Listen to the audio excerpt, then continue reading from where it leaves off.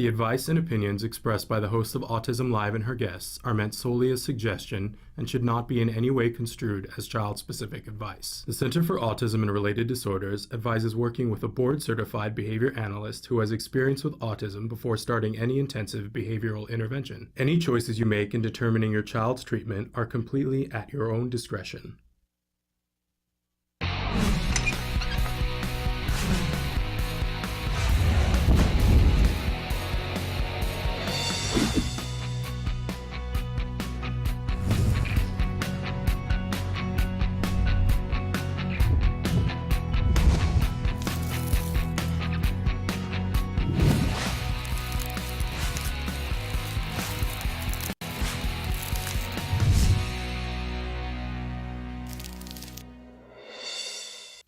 Good morning and welcome to Autism Live. I'm Shannon Penrod and we are webcasting to you live from the Center for Autism and Related Disorders headquarters in Tarzana, California. It is Wednesday. So thrilled to be here with you this morning. You know I love Wednesdays because in just a few minutes we're going to be joined by Dr. Dorene Granpeesheh. She's here for a segment that we call Ask Dr. Dorene, where she will be answering your questions live here in the studio. I can't think of anything better than that. But to follow that, after we're done with Dr. Granpeesheh, then we have Let's Talk Autism with Shannon and Nancy. Nancy Alspaugh-Jackson will be joining us today. She's feeling better. She will be here. We're going to take it easy on her today. But our very special guest today is Vince Redmond, who is a recurring guest on our show. He's a licensed marriage and family therapist. And today we're taking on the topic of recovery. What is it?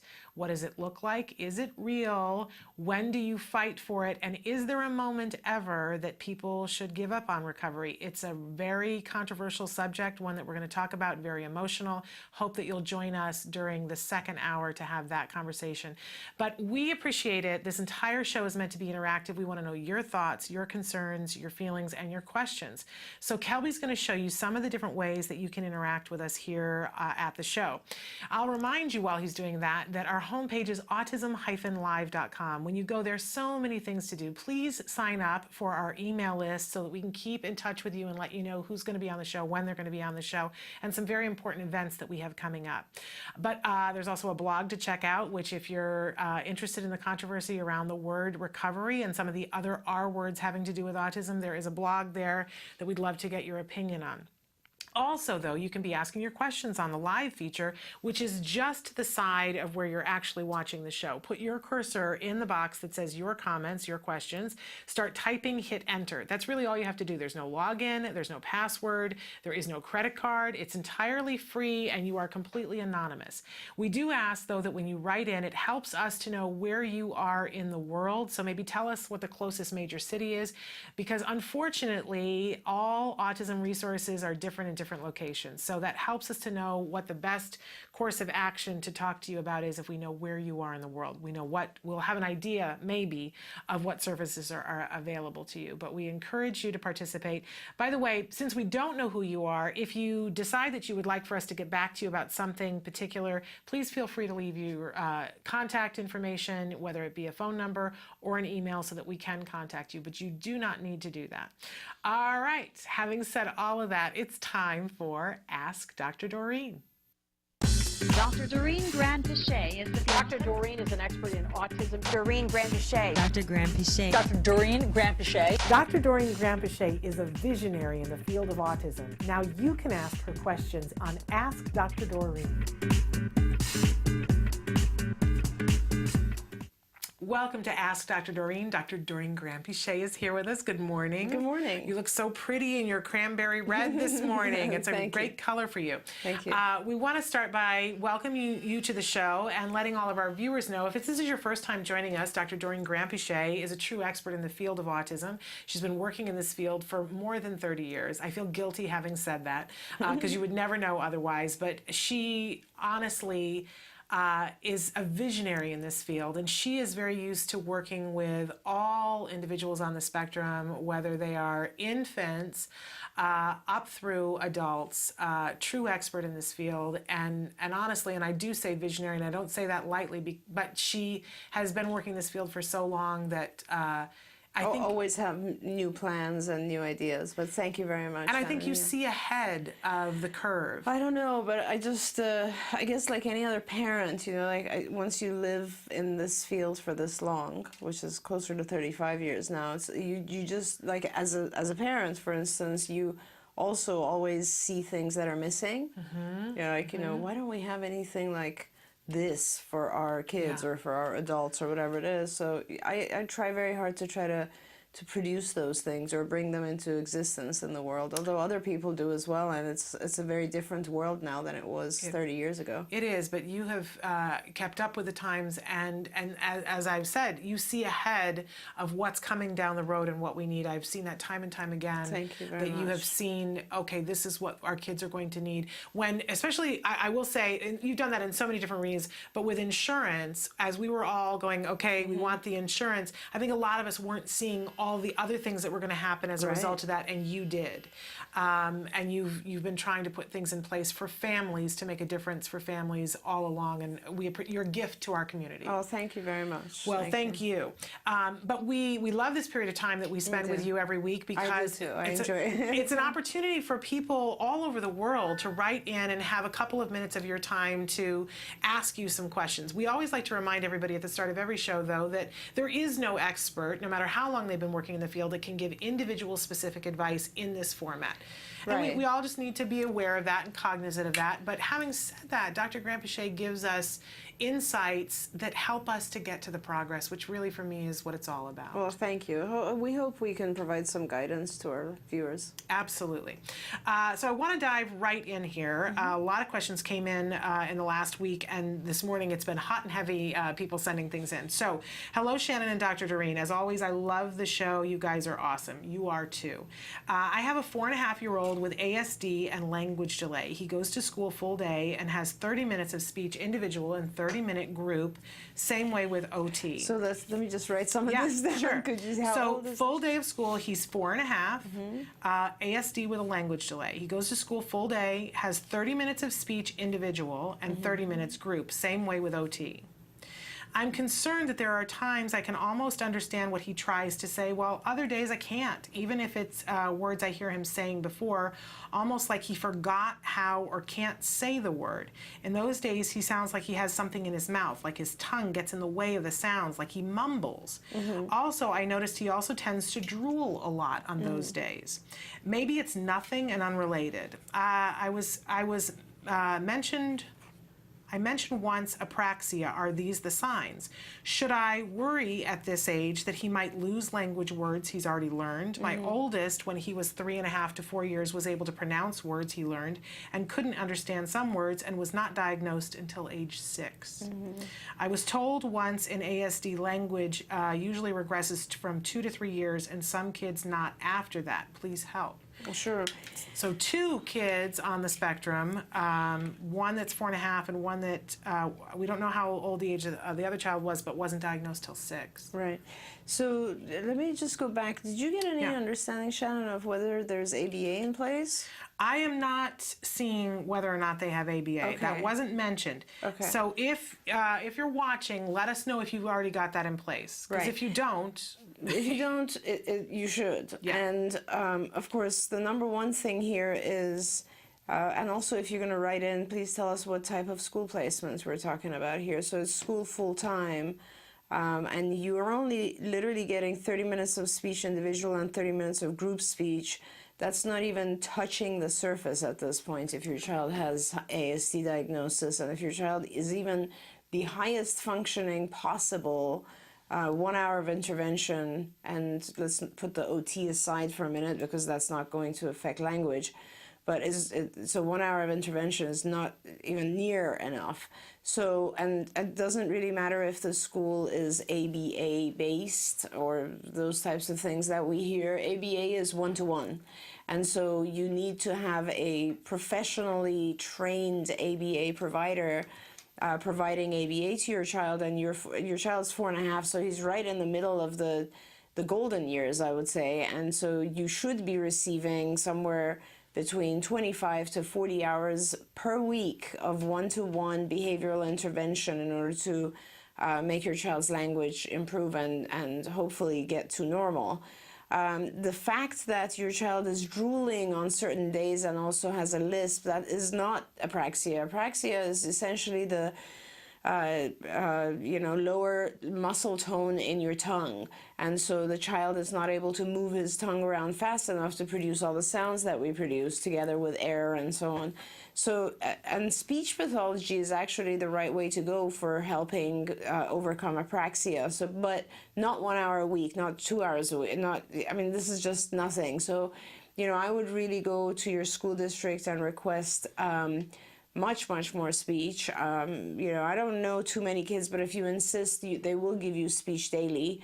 And I think he should be receiving speech daily. And then you should have a conversation with your speech therapist about working on the sounds and the production of sounds. This is really important because if your child gets to the point, once they get to the point where they're speaking more in words and sentences, if the enunciation is not correct at the very beginning, you'll have a lot of stuff to clean up.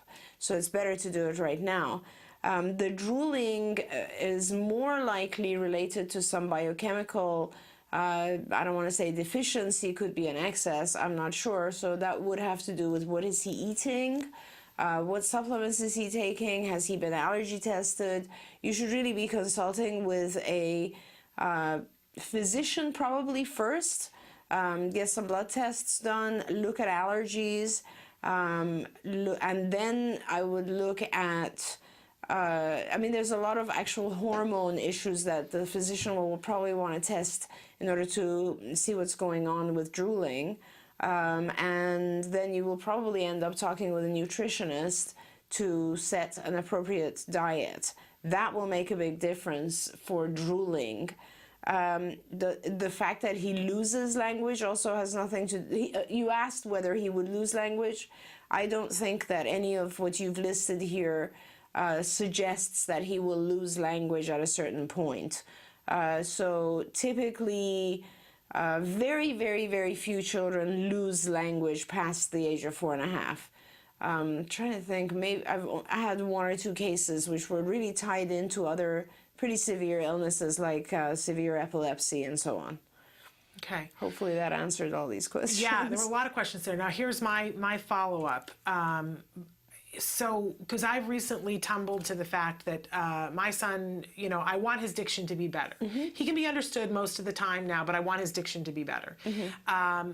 And I was reminded that the reward for it isn't big enough for him recently. I was reminded of that. So the fact that this child on some days has enough diction that he can be heard and understood and other days doesn't, would that tie into that at all? Do we need to up the reward for when he does articulate? Right. So, my philosophy on life is that when you, if there are numerous things that you want to improve on, mm-hmm.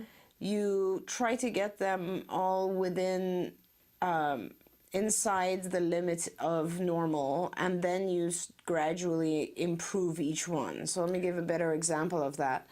Let's say I want to improve how I sleep, mm-hmm. and my hygiene, and how I exercise, mm-hmm. those types of things in my life. Okay, so what I eat, how I sleep, and how I exercise. Okay. I don't know, those types of things, or 4 things. And they're all subpar. And because there's a lot of things there to focus on, I would want to bring them all within a range that's acceptable and then focus on each one. So really, and this applies to you as well, if the child is understood by others, maybe 90% of the time, are there more pressing other things that you could be working on? There's, you have to pick your battles here. Do you want to focus on language and enunciation and make it, Shakespearean perfect, while the child doesn't have social skills, exactly, or safety skills, right, or other things? So you need to kind of, lower your expectations, get everything within a level of acceptability, and then pick what's more appropriate or more important to you and to him. Right. To him. Sometimes, and that's really important. Sometimes something is important to us, but we're embarrassed by it, let's say, and it's not that important in his life. Right. So that's how you I suggest how people choose. Okay. So I don't know very much about this child. The bigger issue to me is just there's not enough intervention occurring. Okay, great. And then let us know if you are getting the ABA, because there are a lot of things within the ABA that they could be targeting to help. Yeah, and I don't know, have a feeling, but maybe I'm wrong, but sometimes parents feel that once they have the child in a school program, it's really, and the school says, oh, we do ABA. All of our people do ABA typed intervention. That's not ABA. Yeah. If you see a real ABA program, it's not something that's administered by one teacher to 20 kids. Right. Right. Very important distinction. Okay, moving on to the next question. For Dr. Dorene, when working on IEP goals, how do you figure what is a good level of progress for a year? I always feel like the goals suggested for my son are way too short-sighted to represent a year's work, and I'm almost always right. However, I have a hard time justifying it to them when I change their goals to be more challenging. Thankfully, they don't usually challenge me on it, but I guess I'm just looking for ideas of how to know what's a year's worth of work. Some of the school goals supposed to represent a year match the card goals that are not expected to be year-long things. So card might say this is something we're working on for the next 3 months, but the school is saying a year. It sounds like this is a parent of ours. It does sound like that. Yeah.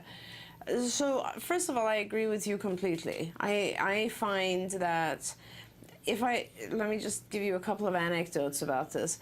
School goals, IEP goals, are generally, to me, a joke, and attending IEP to me is a nightmare. And I've done many IEPs for many parents over the years.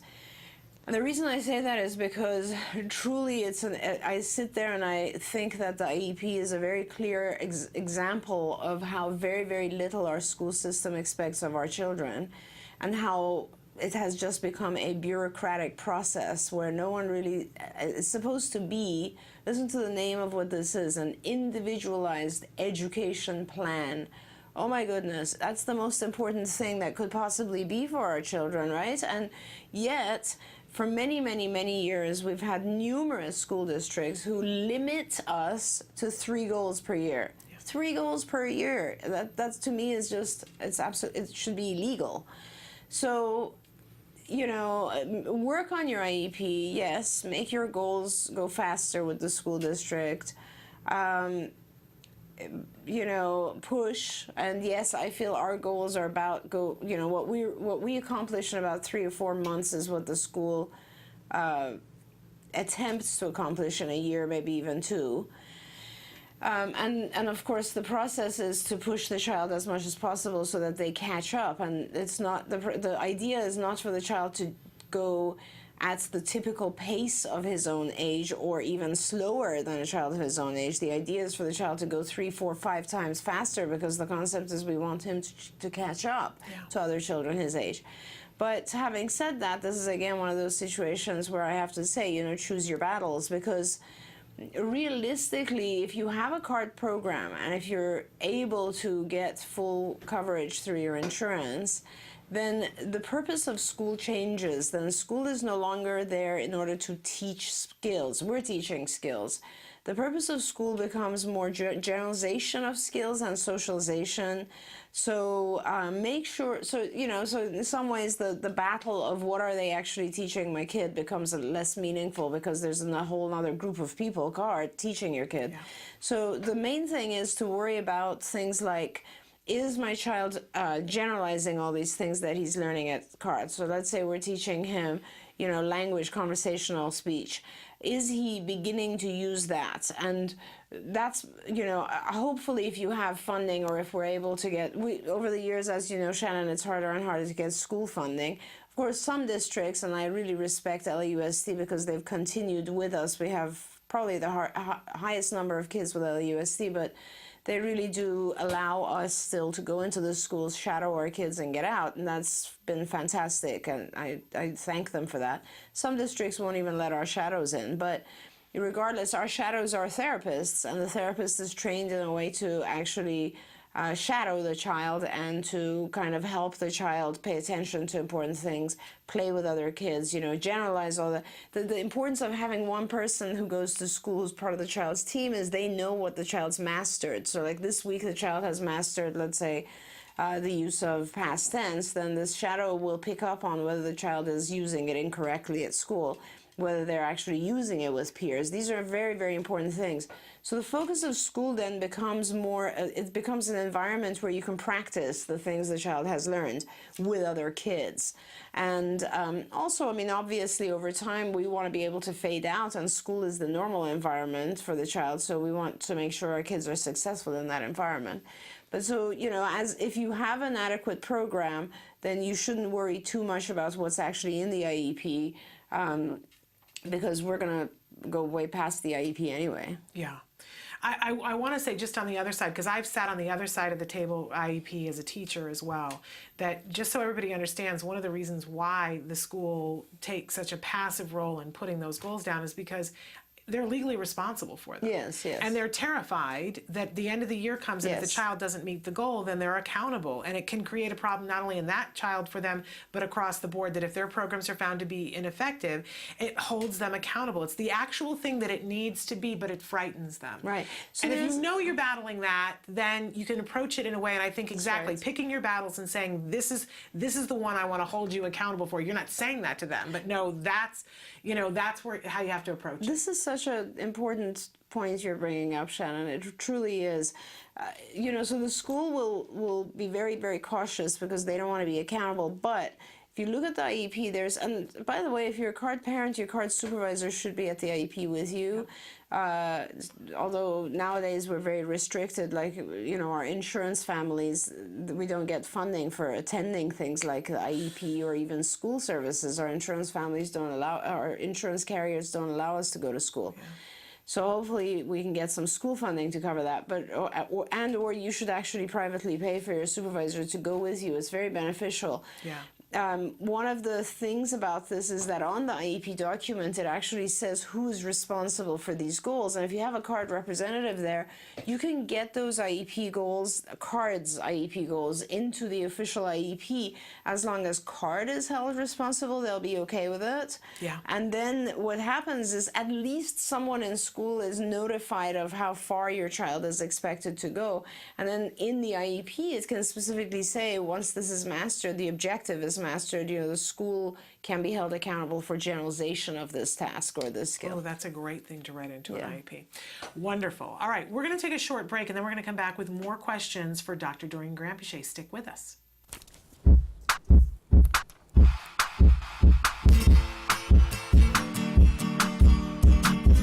Hi guys, welcome back to Smarty. This month we're going to be creating recycled crayons to help us make some scratch art.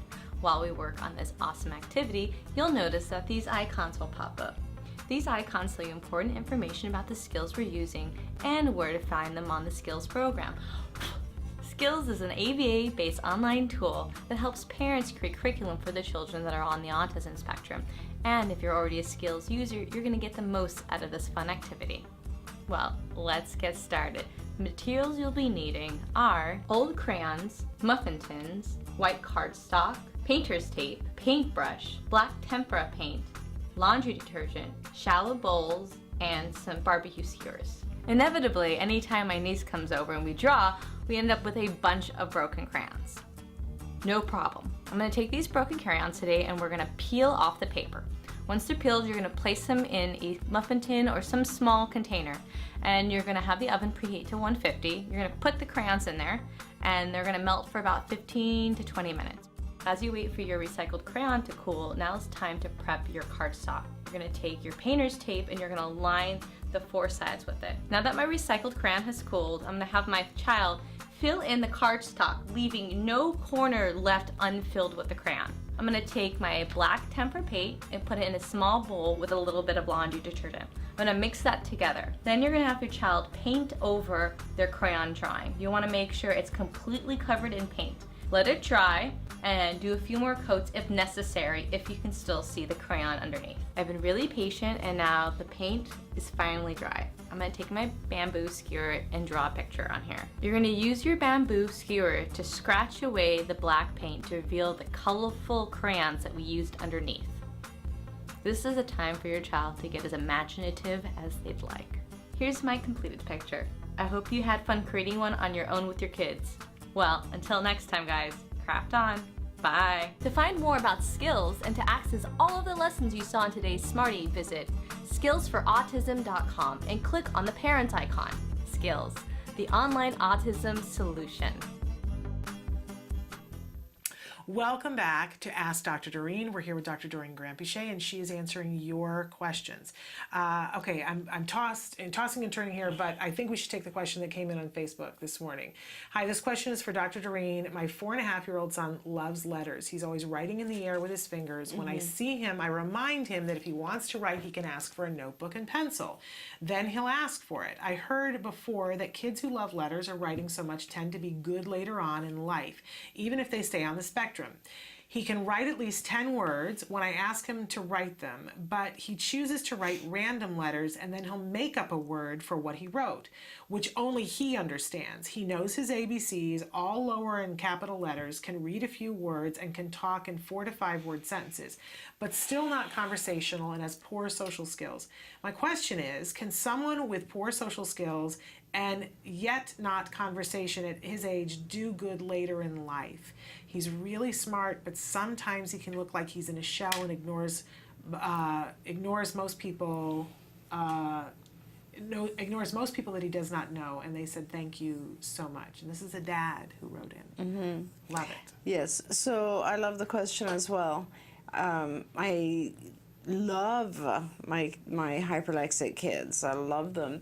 So kids who get into letters and reading and so on very early on their own do tend to do better. So let me just say that it is it's an indication of numerous skills. One is that they have an incredible memory. Being hyperlexic, just having an affinity with letters is such a useful tool. You basically can, at any time, use that to increase the child's language, increase everything, social skills, and so on and so forth. And anyway, having that type of memory allows the child to essentially overcome a lot of different things. So generally, my kids who are hyperlexic have very good prognosis.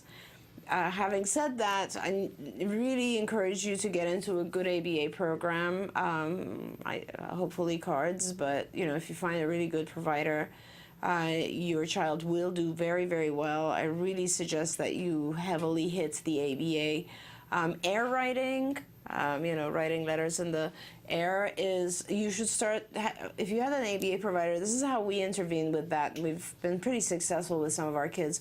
We'll allow it initially, but we'll limit it to specific time frames, sort of like you can do it if you're in your room alone.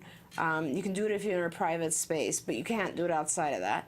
And then we will gradually, as the child progresses and gets better with things, like, because these children tend to progress pretty fast. Also keep in mind that if this is a hyperlexic child, you need to present materials that are visual all the time. So auditory instruction might be hard, like, multi-step, go to your room and get this and blah, blah, blah, and all that might be very hard for the child initially, so you can write it down, and the child will really remember steps to very complex things by reading it a few times, and then you can remove the visual. But instruction should be administered visually with kids like this. But what I found is that when you do that, really work on both, then gradually with time you can allow the child to transform his sort of interest and energy in letters into something very good, something very socially acceptable, like, for instance, Sudoku, right? So one of the things that we teach our kids when they get to a certain point is to do like crosswords and Sudoku and that sort of thing, so depending on whether he's into letters or numbers. So, and most of the time kids are into both letters and numbers, it varies. But anyway, you can really turn this into something good. I do really highly recommend that you get involved with an intensive ABA program. Would it be overstating it to say, I always think of sometimes when our kids have a clear strength in something, that if we don't jump on that and harness it, that sometimes it's almost as though it comes back to bite us in the end if we don't get on it and harness it. And I feel like this parent's having a lot of anxiety that, oh, there's this thing, I kind of think it's a plus, but what if it's a negative? And I fear for him, if he doesn't jump on it and get some help, that it has the potential to be a negative. Well, I mean, yes and no, I guess, and it's a really great question, Shannon, because it allows us to look at this from a few different perspectives. So sometimes as parents, we want something for our kids that they're just never naturally going to develop. For instance, I might want, my son to be highly athletic. That's just not reality. He's never going to be athletic. So it's not his interest. He did not develop with someone who forced him into athletics at any point. His natural interest took him into comedy and writing and so on. And so that is where he's very motivated, that's where he's successful, that's what he's interested in, and so that's great. Now, if I was someone who considered every boy who is non-athletic to be a failure, then we'd be at odds for the rest of our lives, right? He would feel like a failure, and I would feel sort of embarrassed because my son doesn't do the things, whatever. Yeah. So the real question is, some of these things, like for this child, for instance, you should probably gear him towards something that is going to involve letters, because this is something where the child has interest. That means he might, going forward, not really be into sports. He might very well be into computer games and so on and so forth. So he's going to develop into more of that type of kid versus the athlete who's out there. Now, having said that, we have kids who are extremely hyper, run around all the time, they really are competitive, so on and so forth. Those are the kids that I will push into athletics because I kind of want to calm them down a little bit. Right. So you really have to look at the child's personality first and kind of where their natural interests go. Everybody has a certain level of different brain development. Yeah. We go to different places. But with that in mind, you want to still steer them, obviously, because you don't want someone to do only writing letters and nothing else, right? So you kind of have to keep a balance. Every life is more healthy when it's balanced. But allow and help grow those things where the child is naturally drawn to those things. I even have adults, who were never really taught well when they were younger, and when you look at them now, some of them I just love. Like, I think of them and I'm happy. But what you do with them is you allow them to show you what they're interested in. And this could be completely something you've never even thought of. Some of my kids have huge interest in art, huge interest in music, like crazy ability in music. And then like some of my adults or other kids are like just interested in things like food preparation. Cooking, those types of things, and then you have to encourage that as much as possible. But you are right in that we really want to pay attention and make sure that there's somewhat of a broad array of things there, because we don't want our children to be completely excluded from anything as well. But build on the strengths, encourage them. Build on the strengths. That's the most important to me, because for the kids, I don't care what level of functioning they are, they need something they're good at. Yeah. We all do, and that is probably one of the most important things. Yeah, absolutely, I agree. All right, we're going to take a short break, and then we're going to come back with more of your questions. We've had a lot of questions involving nonverbal individuals this morning, so we're going to come back and talk about that. Stick with us. Hi, Lisa Ackerman back with Talk of Facts. Questions, real-life questions and answers for the autism journey. Oh, are you ready for this one? Talk to me about puberty. So what I would recommend is, first and foremost, is the kids that have done the therapeutics, the medical, and the dietary allergen removal interventions tend to have an easier time at puberty. Seizures are really common for children on the spectrum, more than neurotypical populations, and they're especially most common right at or about puberty time. So it's extremely important, even if you have a 10-year-old, that you've already done an EEG, that you consider before they go through puberty to get a second EEG done. Just because you have one clean EEG with no abnormal brain activity or seizure activity, you need to do another one prior to puberty. That's one of the most common calls we get with teens on the spectrum, is they are often experiencing a seizure for what their family thinks is the first time. And the third thing is you're gonna have a teenager, so you're really gonna have to kick it up a notch on those life skills, social skills, and getting your kid ready to be that teenager they need to be. So if you're doing that baby thing, and I know you are, where you're maybe making their lunches or helping them with laundry, we need to start bouncing some chores over to those kids. And we also need to increase social environments where they can be successful. So think about it. We've got 3 really important things that we need to look at. Puberty is a very serious issue, and we take it very seriously. So make sure you have all of your therapeutics, medical, and dietary interventions in place. Consider to do another 24-hour EEG with your physician prior to puberty. And the third most important thing, get ready to raise the bar. Your job is to really get them ready for life. And I know you can do it. Welcome back to Autism Live and to Ask Dr. Dorene. We're here with Dr. Dorene Grandpichet, a true expert in the field of autism, and she's answering your questions live on the show. I mentioned that we'd had several questions come in that involve nonverbal individuals. So let's start with my son is 6, turning 7 in March. He's nonverbal. And this, tears my heart out and steps on it. And the question they ask is, will he ever speak?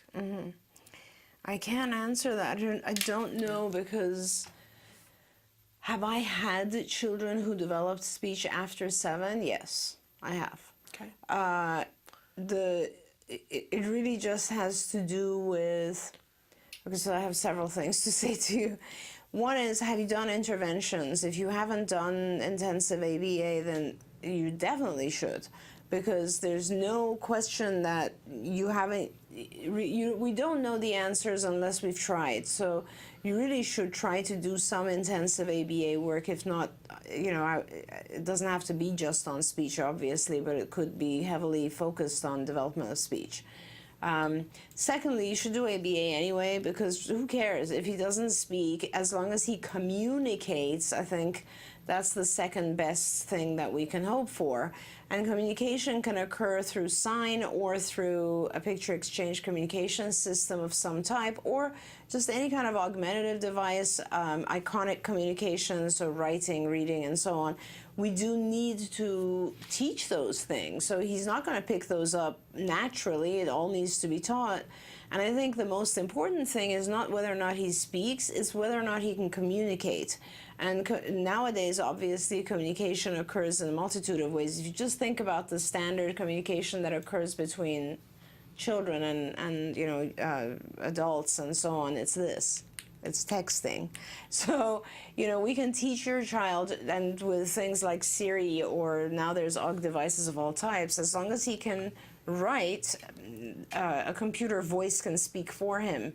The more important thing is just the ability to communicate, because he needs to be able to say the things he wants, to say the things he wants to avoid, the things he really wants in life, his immediate needs, his long-term needs, his pains, his problems, his complaints, all of that has to be voiced, his desires, his wishes, all of those. So communication is important. And yes, it's possible that he'll develop speech. I think at 7, what I would do is I would try to go with a non-verbal communication system first. So I would implement a PEX system, picture exchange communication system first, so that my child can communicate and the frustration goes down. And then I would gradually start to pair language with it, speech sounds with each request, so that we can see if he can develop. Speech therapy can help as well. I don't know his level of apraxia. I don't know all of the abilities, but absolutely. I mean, I've had children who've developed speech after 6, 7.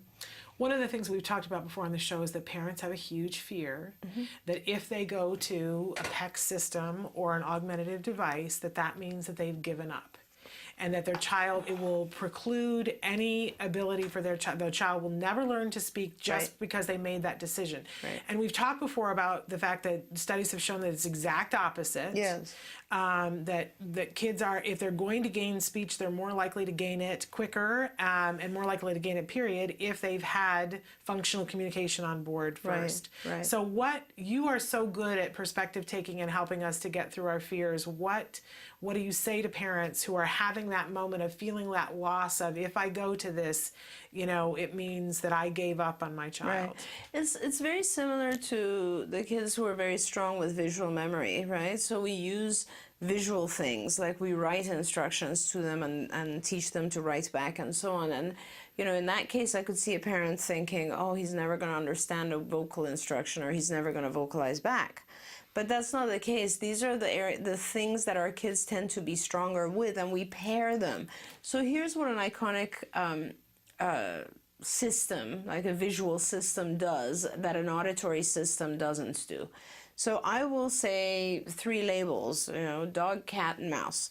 Okay, so the moment I say them, that stimulus, the word dog, cat, mouse, has disappeared. It's gone. It no longer exists in time. So either you were turned on and paying attention at that very moment, and your memory was intact and you were able to retain that when I said it, or it wasn't, in which case by now you're already confused whether it was dog, cat, mouse or dog, mouse, cat. Right. Okay.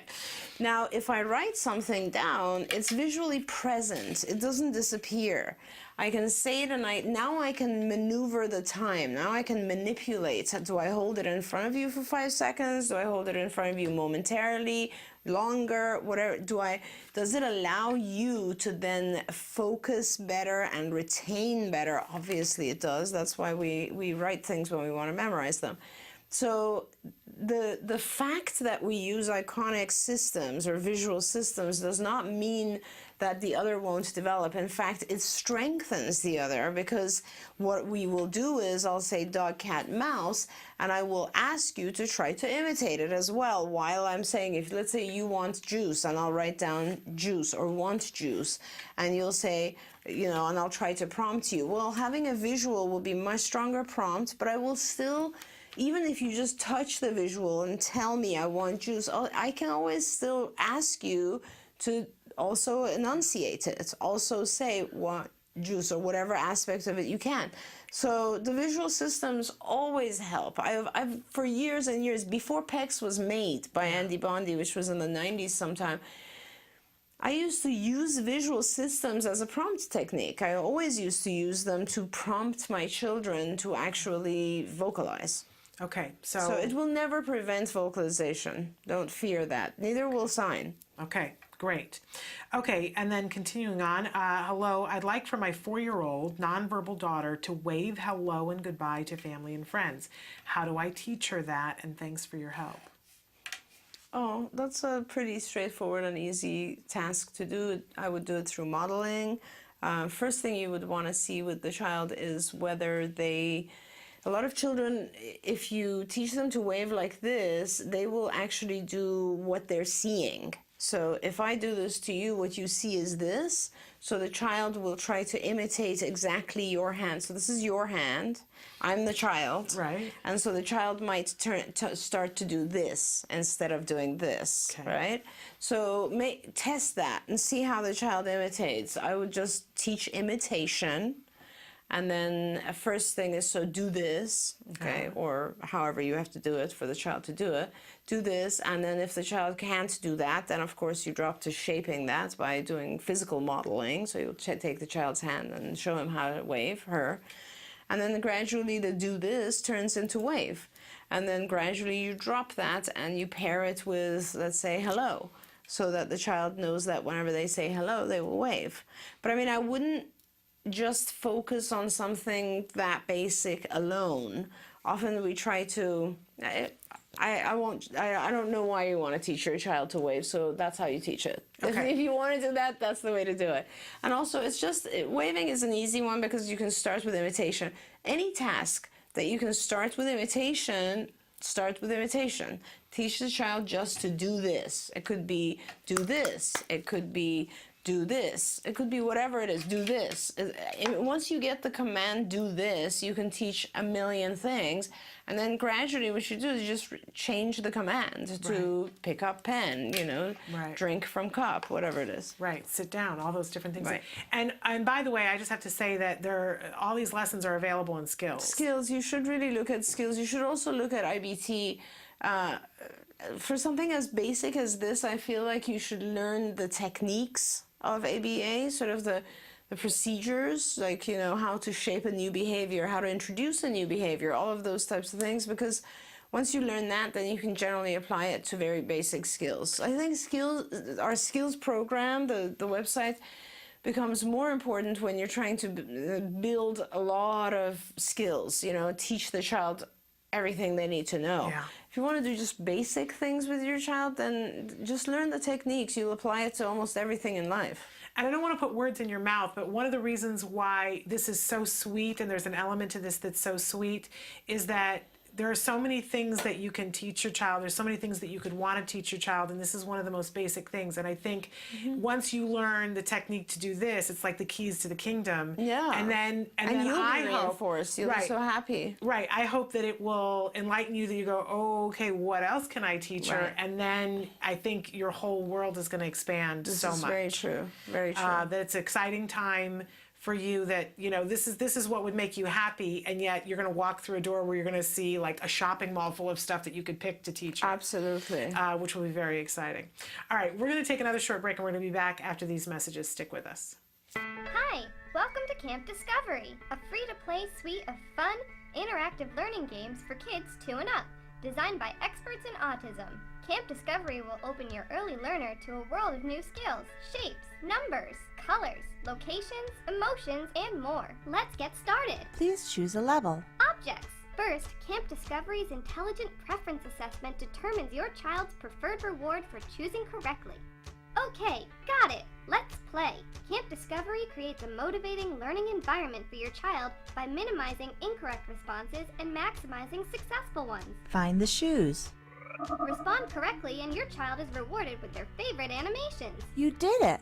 Respond incorrectly and our unique prompting system guides your child to the correct answer by making it the largest choice. That's not it. Try again. Way to go. Continue to answer correctly and the size gradually reduces until the child makes the correct choice independently. You win. Success! Rewards motivate learning. Complete a round and your child is rewarded with a fun mini-game. Track your child's progress with easy-to-read graphs. Multiple settings options allow you to customize Camp Discovery to your child's unique needs. All this in one single app, the Camp Discovery app, available for free on iTunes, Google Play, and Amazon Store. Welcome back to Autism Live and to Ask Dr. Dorene. Want to mention also that we just showed a clip for Camp Discovery. Camp Discovery has a special promotion that they're running right now, and so we have the details for that on our Facebook page coming up today. So be checking that out if you're interested. They have a couple of new things, and there's a promotion going on, so definitely check it out on our Facebook. But right now, Dr. Dorene Granpeesheh is here. She's answering viewers' questions live in the studio. We get a lot of questions about scripting. So I have another one here. Hi guys, my 4-year-old son scripts so much the whole day. He has language and can communicate with us. He scripts about shows and things that are being said to him at school. When he's scripting, he acts like he's in a whole different world and ignores almost everyone. I'll ask him, what are you talking about? He'll answer, I'm talking about the show. In his autism school, they're going to implement a plan and reinforce him with an edible for not scripting. But what can I do at home to replace the scripting, which I know is really reinforcing for him? I know this behavior is really hard to break. I've read before, and I'm scared that since I'm not a professional, if I'm implementing something at home, it won't work, but I need to do something because hearing him script so much is driving me nuts.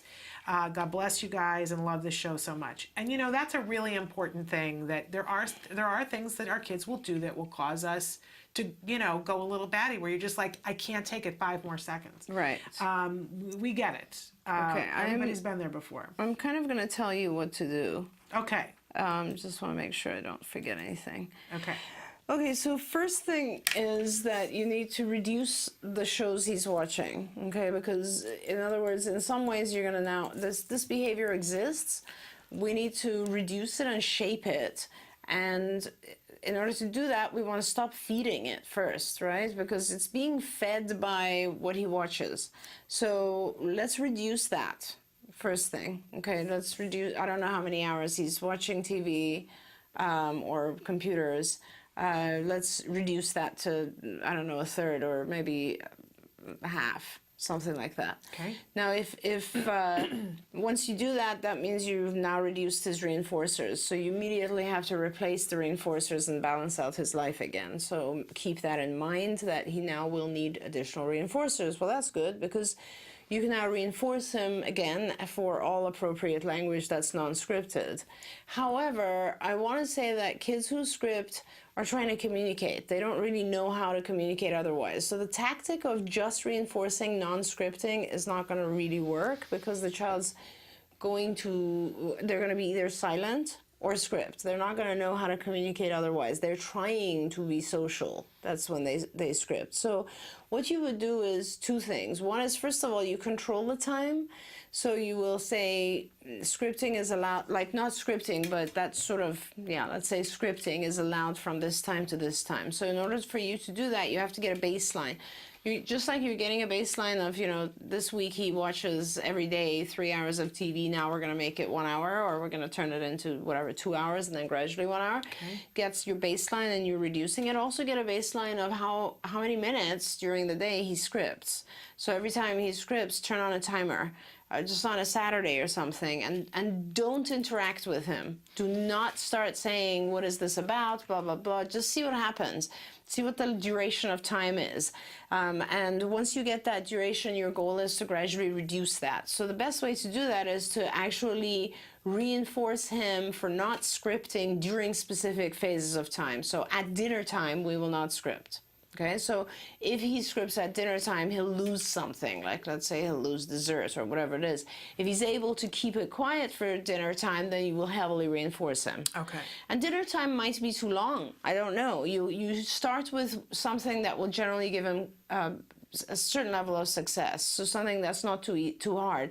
A very easy one would be, for instance, we will not script during our nighttime routine getting ready. Why do I say that? Because the nighttime routine involves things like brushing teeth, which are incompatible with scripting. Okay. So naturally he won't script. He's much more likely to be successful. He's going to be successful, exactly. So what you're trying to do is you're trying to control the scripting to certain time frames of the day, and at the same time you're reducing the overall amount of scripting.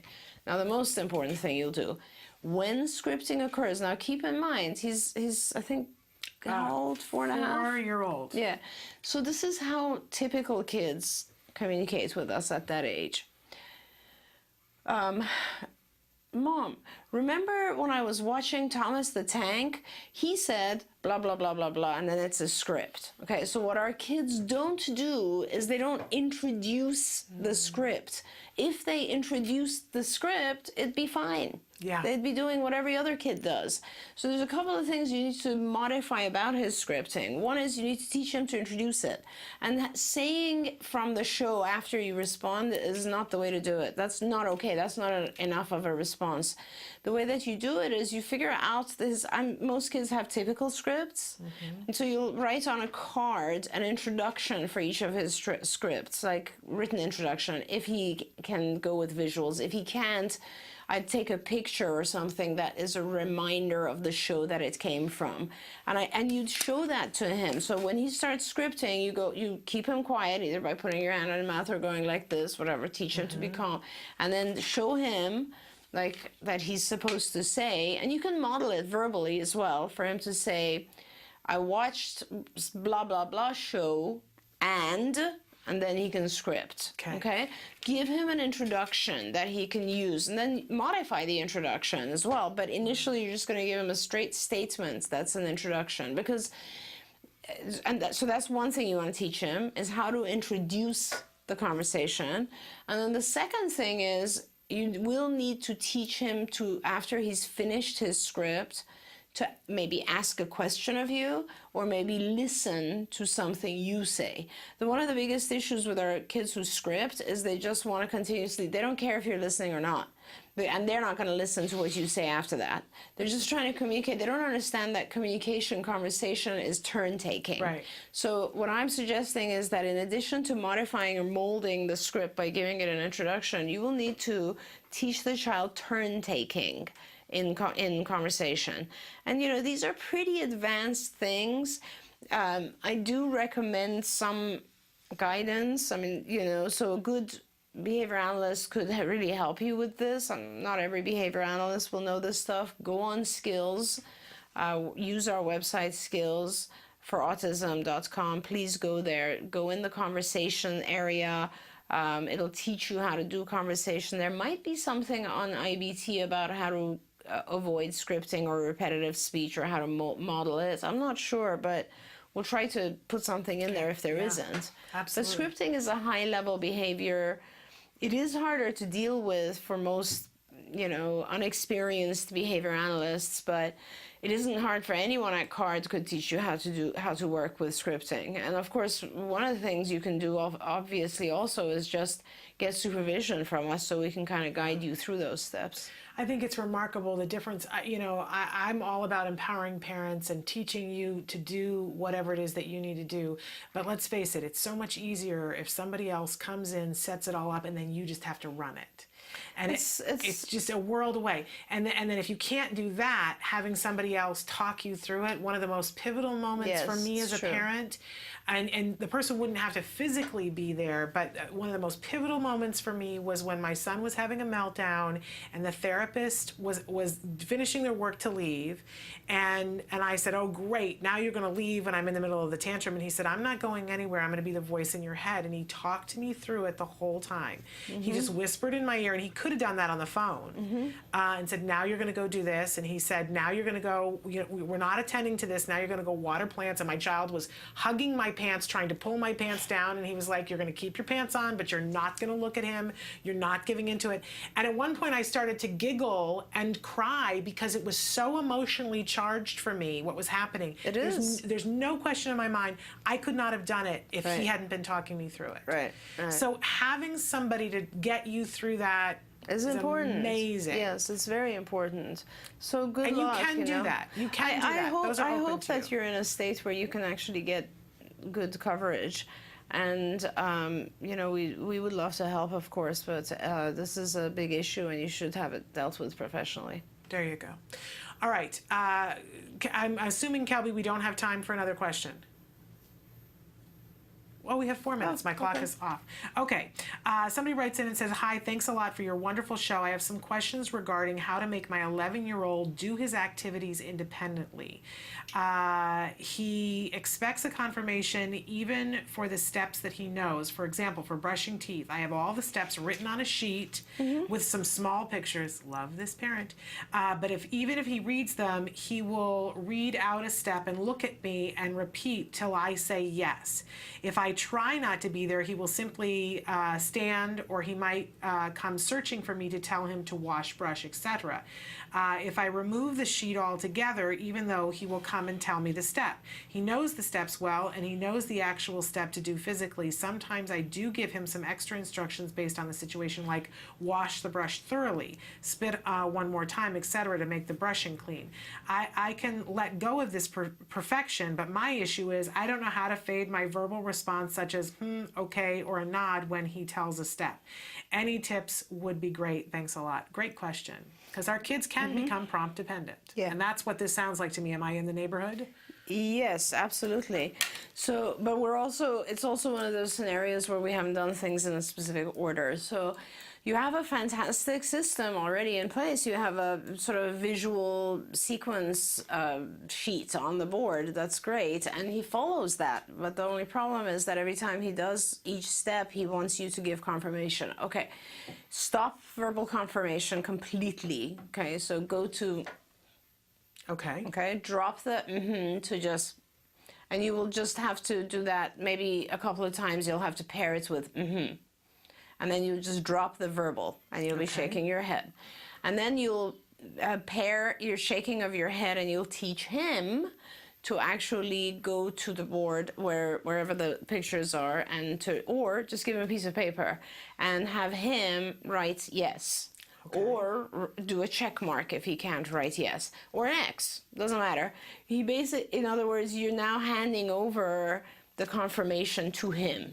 Okay, so you're still doing this, and when you do this, he's like going over and writing an X, so that I did this step. Okay, now your this is very easy to fade, right? You could be doing this, and then you could fade to That'll be the least. And by the time you're fading gradually over a week to this, he'll be doing his check mark and will not barely be looking at you, and just stop doing it. And actually, if you need to, you'll prompt now by putting the paper in front of him, and he'll know he's supposed to check. Okay, so now you fade yourself out and you hand it over to him, regulating himself through a piece of paper where he checks each step.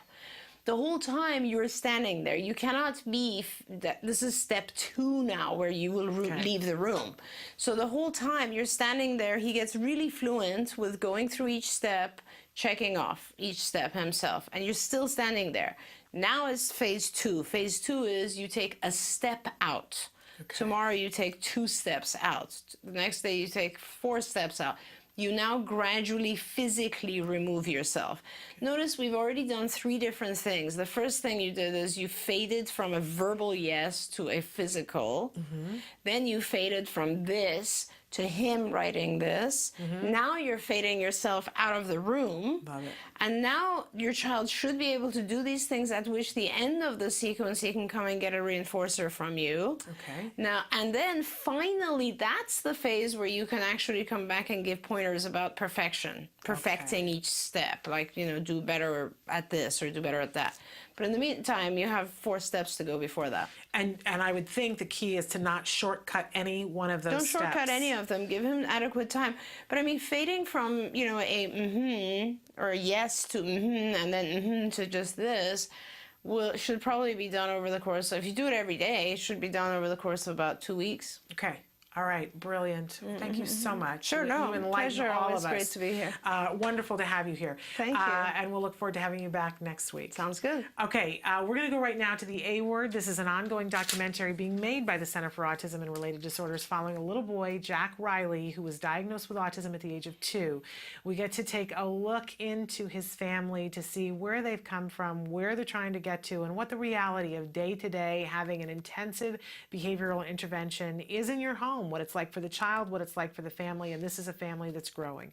So take a look. This is the A Word, and I also want to remind you that when we come back, we're joined by Nancy Alspaugh-Jackson for Let's Talk Autism with Shannon and Nancy. Vince Redman, a licensed marriage and family therapist, is going to join us, and we're going to take on that incredibly controversial subject about recovery. What is it? What does it look like? Is it real? Is it available for our kids? When should we be shooting for it? And is there a moment when we stop pushing for recovery? Is there a moment when we say that's not going to happen in this case? Very emotional conversation. So all of that after the A Word. Stick with us.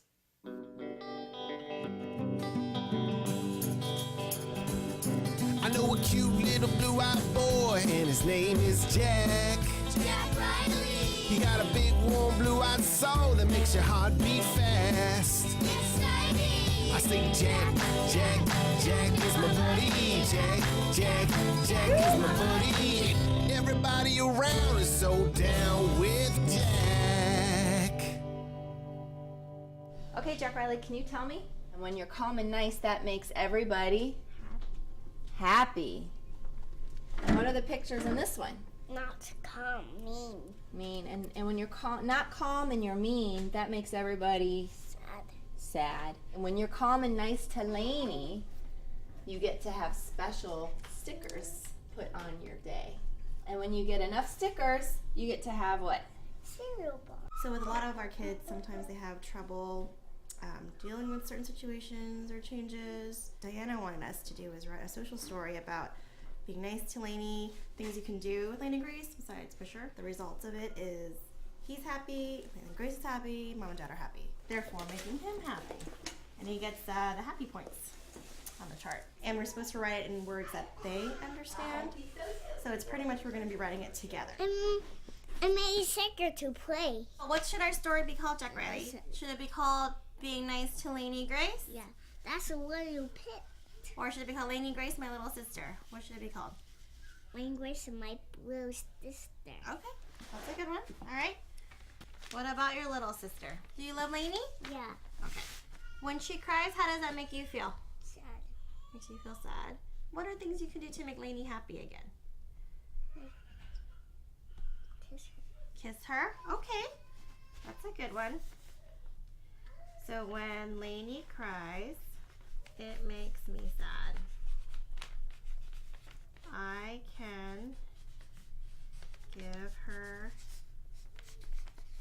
Let's read it together, okay? Grace is my little sister. I love her very much. Rain Grace. Does that sound like a good story? Yeah. Yeah, that's good. Okay. You walked by Lainey doing a nice job. High five. Let's go put on a happy point. Woo! Let's Way to go. That was a happy point, buddy. Go get a happy point. Woohoo!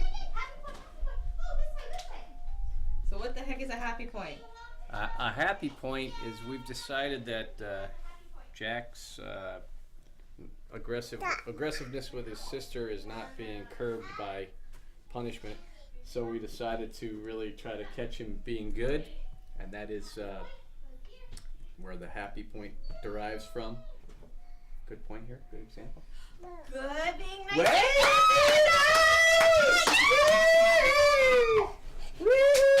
That's a happy point. I don't even need to explain much more, do I? Well, so we're trying to teach him the good behavior, and you can't ignore the bad behavior. Like when he's aggressive with me, I try to ignore it so he doesn't get attention from it. But with her, obviously, she can be injured. So we're trying to curb that by making him feel really good when he's not aggressive towards her. And I think we're having a little success, and I think we need patience because it's going to be gradual. But you just saw a good example of what we're hoping will happen more, and then eventually less. So he earned his cereal bar. He earned a cereal bar! Good God! Can I leave now? I gotta get my son a cereal bar. Okay.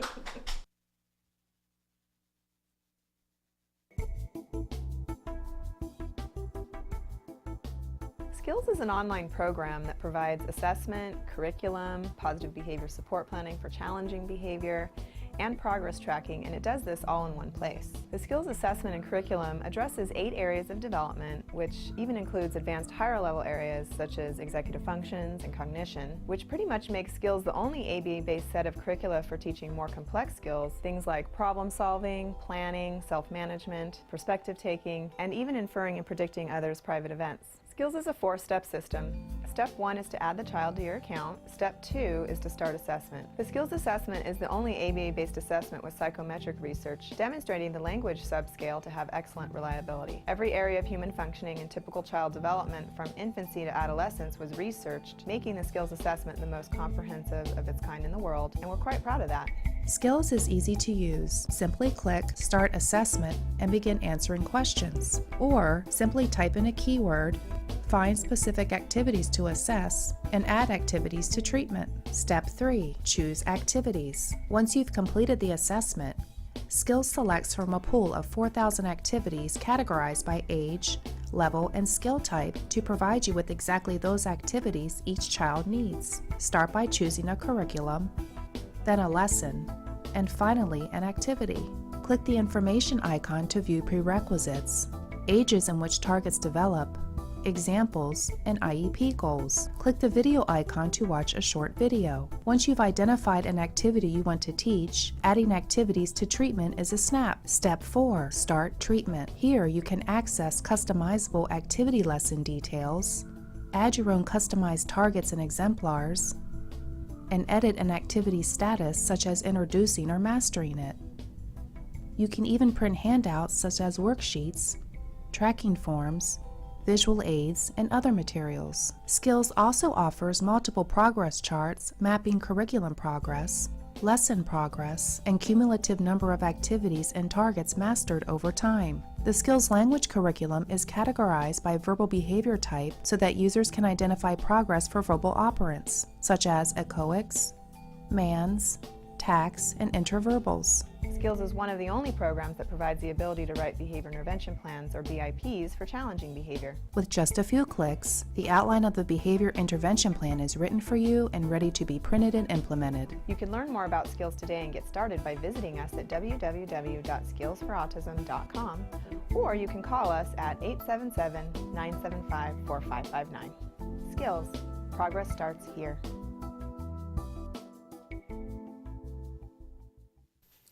Good morning and welcome to Let's Talk Autism with Shannon and Nancy. I'm Nancy Alspaugh-Jackson. I'm Shannon Penrod, and glad to have you back, partner. Back from, I see like dog hair and human hair on me. You know, I always like when I walk out of the house, I'm like doing myself with one of those lint brushes. Things? Yes. Do you do the tape one or the fabric one? I do the tape one. Yeah, I love that. I know, me too. And it's necessary, extremely necessary with two dogs that shed. Anyway, yes, I had the flu, which, you know, it finally dawned on me, yes, this was the flu. This was not a cold. It had she me was out. telling me for days, it's a cold. I have a cold, yeah. And I was like, you're the Energizer Bunny. This is not a cold. If this was a cold, you would not have been felled. And you were felled for a day or two. I was felled for about 4 days. Yes, you were smote. I was laid out. Yes. And now I have a cold, which is the aftermath of the flu. Yes. But anyway, glad to be back. I missed you. This is our first show of the year. I missed Do you realize Kelby. that? I missed Dorene. Yes. I missed everybody. Well, and we missed you too. I'm so sorry I missed last week when you interviewed the filmmaker, Rajiv of The Long Way Home. Yes. The Odd Way Home. The Odd Way Home. Sorry about that. He was really fun and insightful. Yes, that movie looks really interesting. It's really a lovely movie. I saw parts of it while I was in my sick bed. Really a lovely movie, worthwhile. Because it really turns that whole equation, we talked about that with him, it turns the whole equation of people having an expectation that you see somebody and you pass judgment, you think you know what the circumstance is, and a lot of times people pass judgment on individuals with autism and think they're going to be a drag on things, that they can't possibly be a benefit, and that this movie really flips that equation around. And I also really like any film that explores romantic relationships between somebody on the spectrum and a neurotypical person. Yeah. I think that's a very interesting subject that I think we're going to obviously see more and more of these relationships occurring. Yeah. Do you watch Glee? I don't. Now we're going to way off topic here. I'm not a gleeful person. Okay, well, it's the last season, you know, so it's taken its last gasps. But you know, there's a character on the show, a young actress who has Down syndrome, who's been a main character. I didn't know that. Yes, it's a through line of it because one of the horrible people on the show, she had a sister who had Down syndrome, and she really takes an interest in this young girl, and right now the girl has come back from college and she has a typical boyfriend, and everyone flips out. Wow. And he says, that's your judgment, not mine. And we get to see sort of, because I know in the beginning I was like, oh, I don't know about that. But you get to see them on a date and see what their relationship is. And it was kind of very uplifting, I thought. I would like to watch that because, as you know, my brother was Down syndrome. And he passed away in 1994. But he was a huge influence on my life. And, of course, then God has given me a child with special needs. With autism. So, anything on this subject of Down syndrome and autism. I think you would find this interesting at the very least. I would. It's very controversial, but very interesting. Yeah. So we have some in the news, and we want to get to that because we have a very exciting topic. We have Vince Redmond's going to be joining us in just a few minutes. Recovery we're talking about, so get ready. Yes. Yeah. So I don't know where we want to start first, but let's start on this wonderful story. Okay. It's a great story. Okay, this is out of my old neck of the woods where I grew up, Richmond, Virginia, Chesterfield County, Virginia, about a young boy on the spectrum who has a passion for vacuum cleaners. Now, we all know our children have certain passions. My son has a passion for Thomas the Train. He still does at the age of 13. Did Wyatt not go through the vacuum cleaner phase, though? Because Jem did. Oh, did he? No, Wyatt never went through vacuum cleaner. We couldn't take the vacuum cleaner out when anything else was happening because we would lose him. He was all about the vacuum cleaner for a good year. All right, so fixated on vacuums. Oh, yes. Perseveration. Yes. And this young man didn't leave it. He just turned 14. Just turned 14. He's in middle school.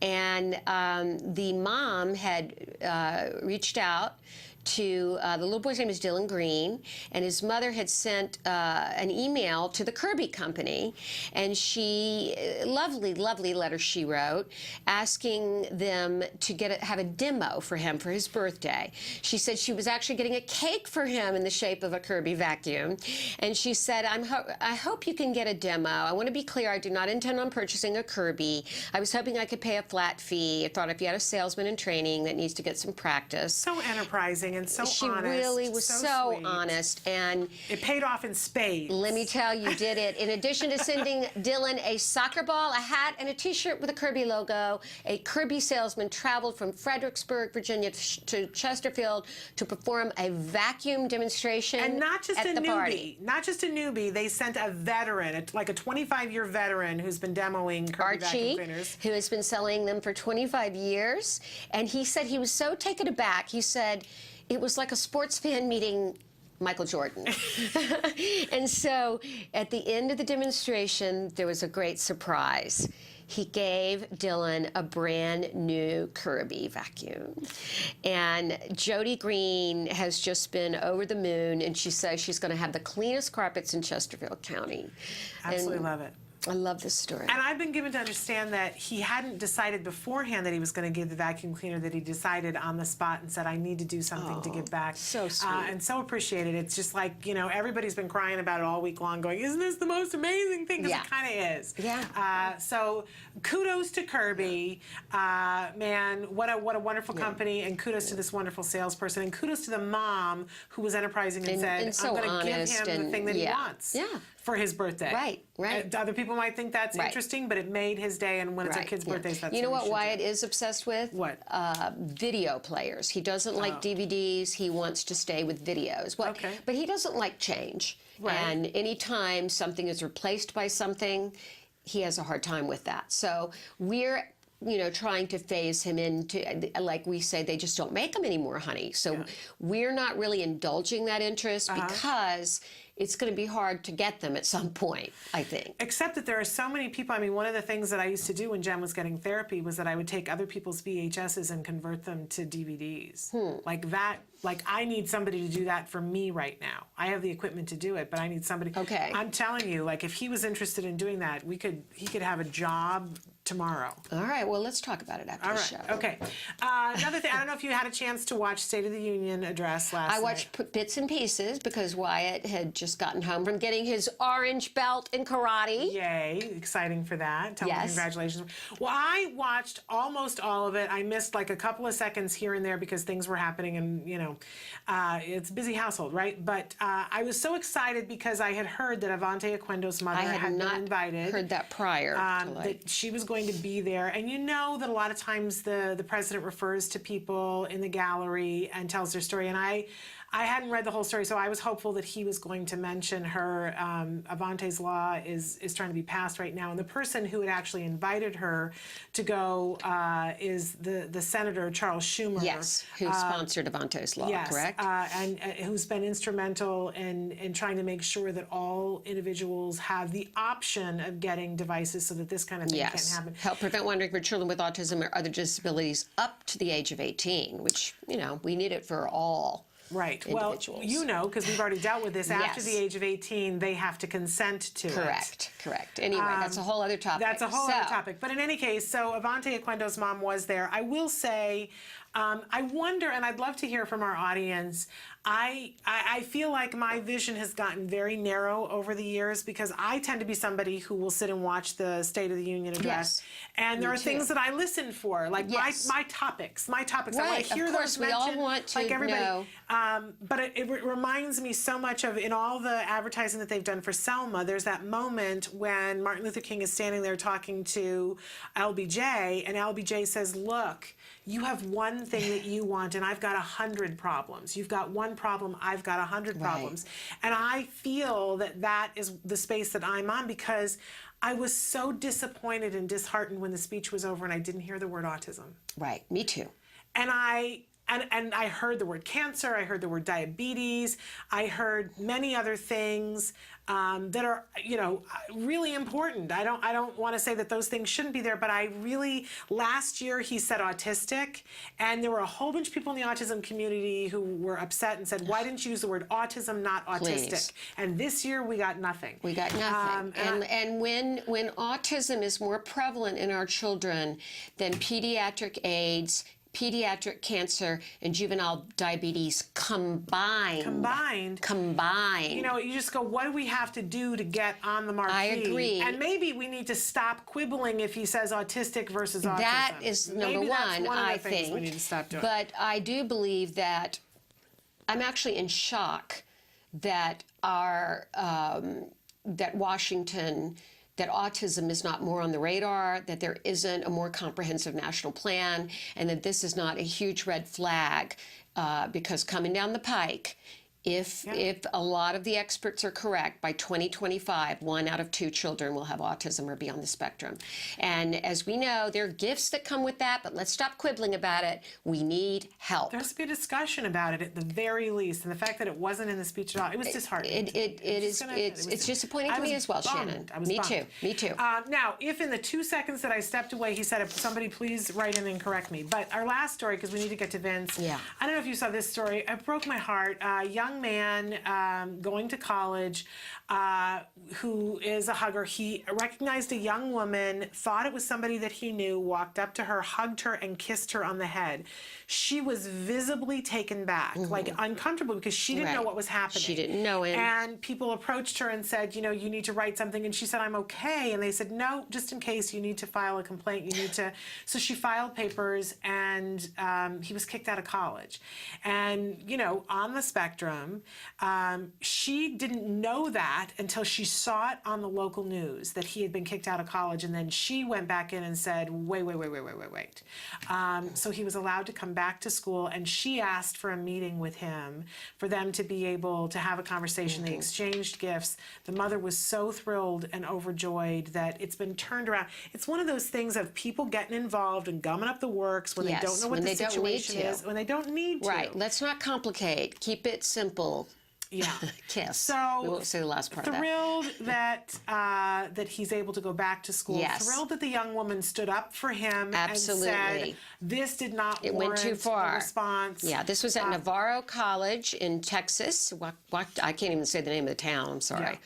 Waxahachie. Waxahachie. I don't know. Waxahachie? I don't Okay. know. All right. Well, he's part of a special needs program known as Elevate, which I applaud the Waxahachie Independent School District for running that program. Absolutely. But part of that program should be awareness of maybe some things that might occur with behaviors. My son's a hugger, and he's had to learn to ask, may I give you a hug? Because he'll just go up and hug anybody. And he particularly likes people that are larger. Right. He particularly loves to hug people that are wider girthed people. Well, you would think he would want to hug me all the time, and I have to ask him all the time. I have to beg Wyatt for a hug, and then he'll do it. But I have to go, Wyatt, I need a hug. That's because he's been told. So you would think he would be all about ask. hugging my wide girth. In any case, moving on, we are going to take a break, and when we come back, we're going to be joined by Vince Redmond, licensed and marriage family therapist who joins us on a regular basis. We sort of said we're just going to open this year by digging in. We're going to talk about the word recovery, what it means, when we fight for it, when we let go of it, if there is a moment that we let go for it. It's an interesting topic that we're both very, very in the thick of at this moment in our lives, as I know many of you are. And it's a controversial, even the word is controversial. We've got a blog about it right now. So stick with us. We're going to come back and talk with Vince, and feel free to write in and put your 2 cents Yes, please. We want to hear from you. Yeah, absolutely. So stick with us. We'll be back after these messages.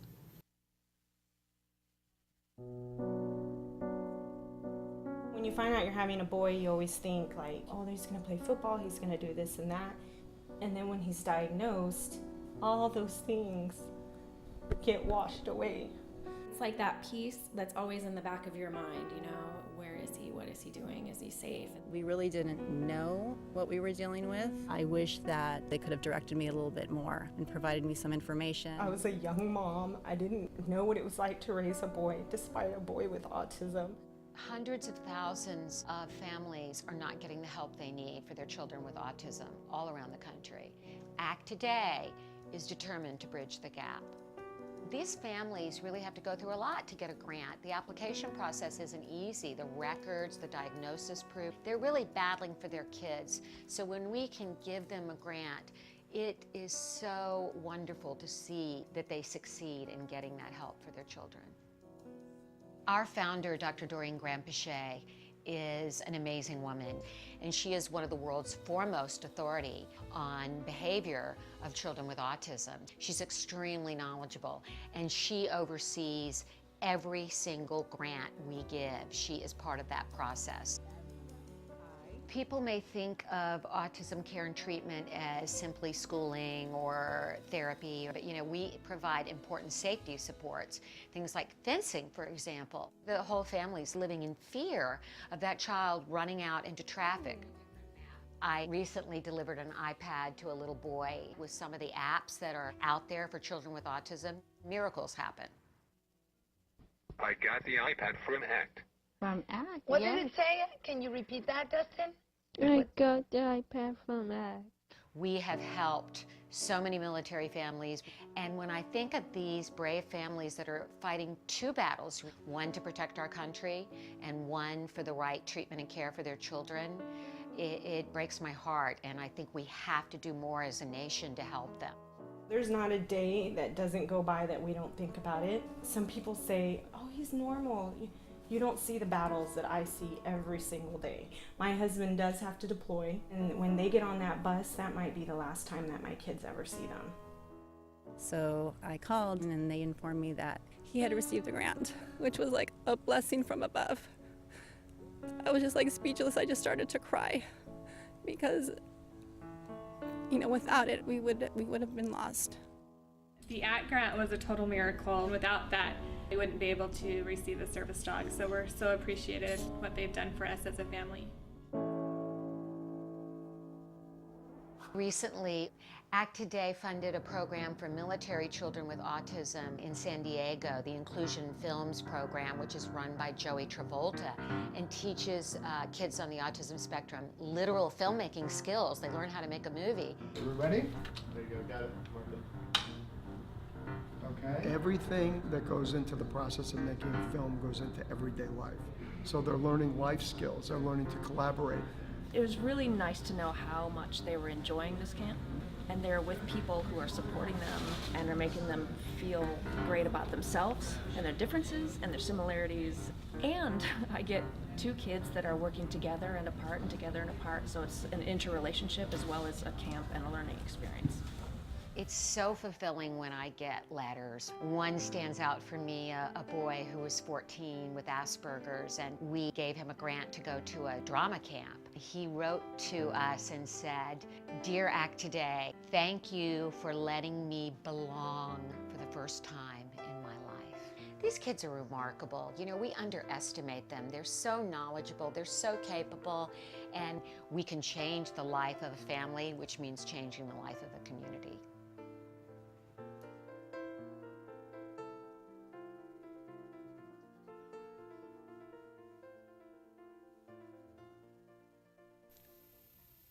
And welcome back.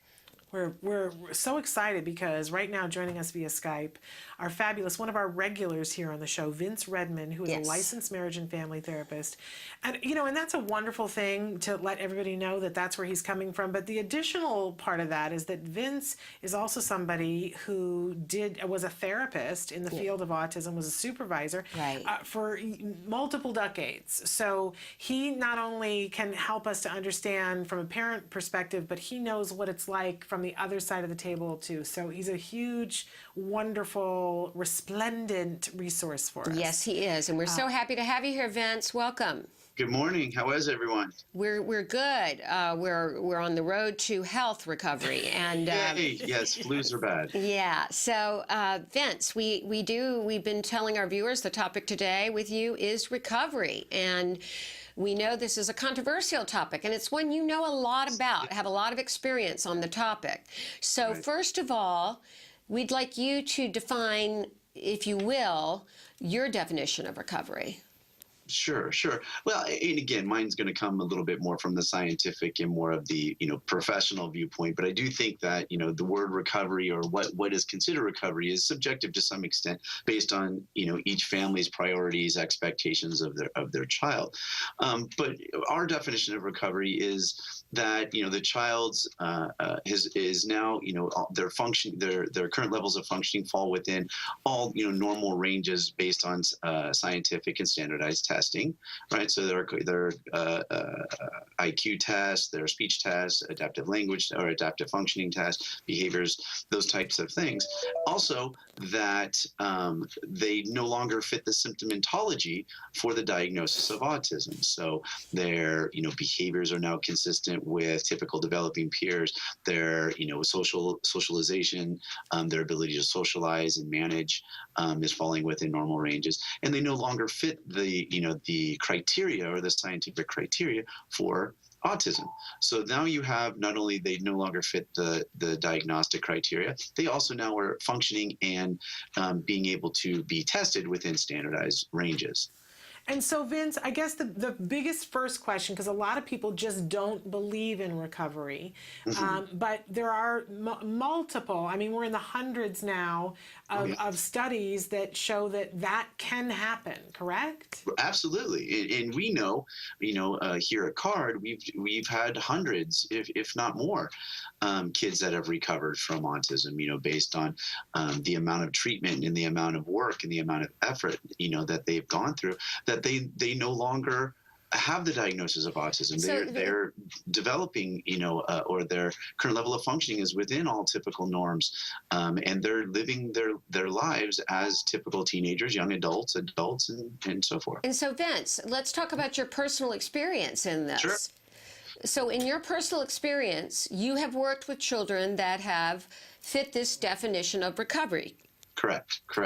I've had several kids. Even on the top of my head, I'm going to say 5 or 6 kids that I've worked directly with, maybe even more than that have been, classified as recovered. Now, I think sometimes the confusion comes up with the word recovered versus the word cured, right? Recovered is different than the word cured. What we're looking at recovery is that they've met their goals, that they're functioning, independently. They've removed the symptomatology for the diagnosis of autism, and they're successful. I have, kids that I worked with that are, successfully have graduated from college, that are now maintaining full-time jobs, that are in, active relationships with intimate relationships with boyfriends, girlfriends, that kind of thing. That they have peer groups. They're volunteering across the world, doing different types of jobs to help others. A lot of just fantastic stories with kids that were classically diagnosed as autism. We're not talking the ones that just barely made it, or the ones that were.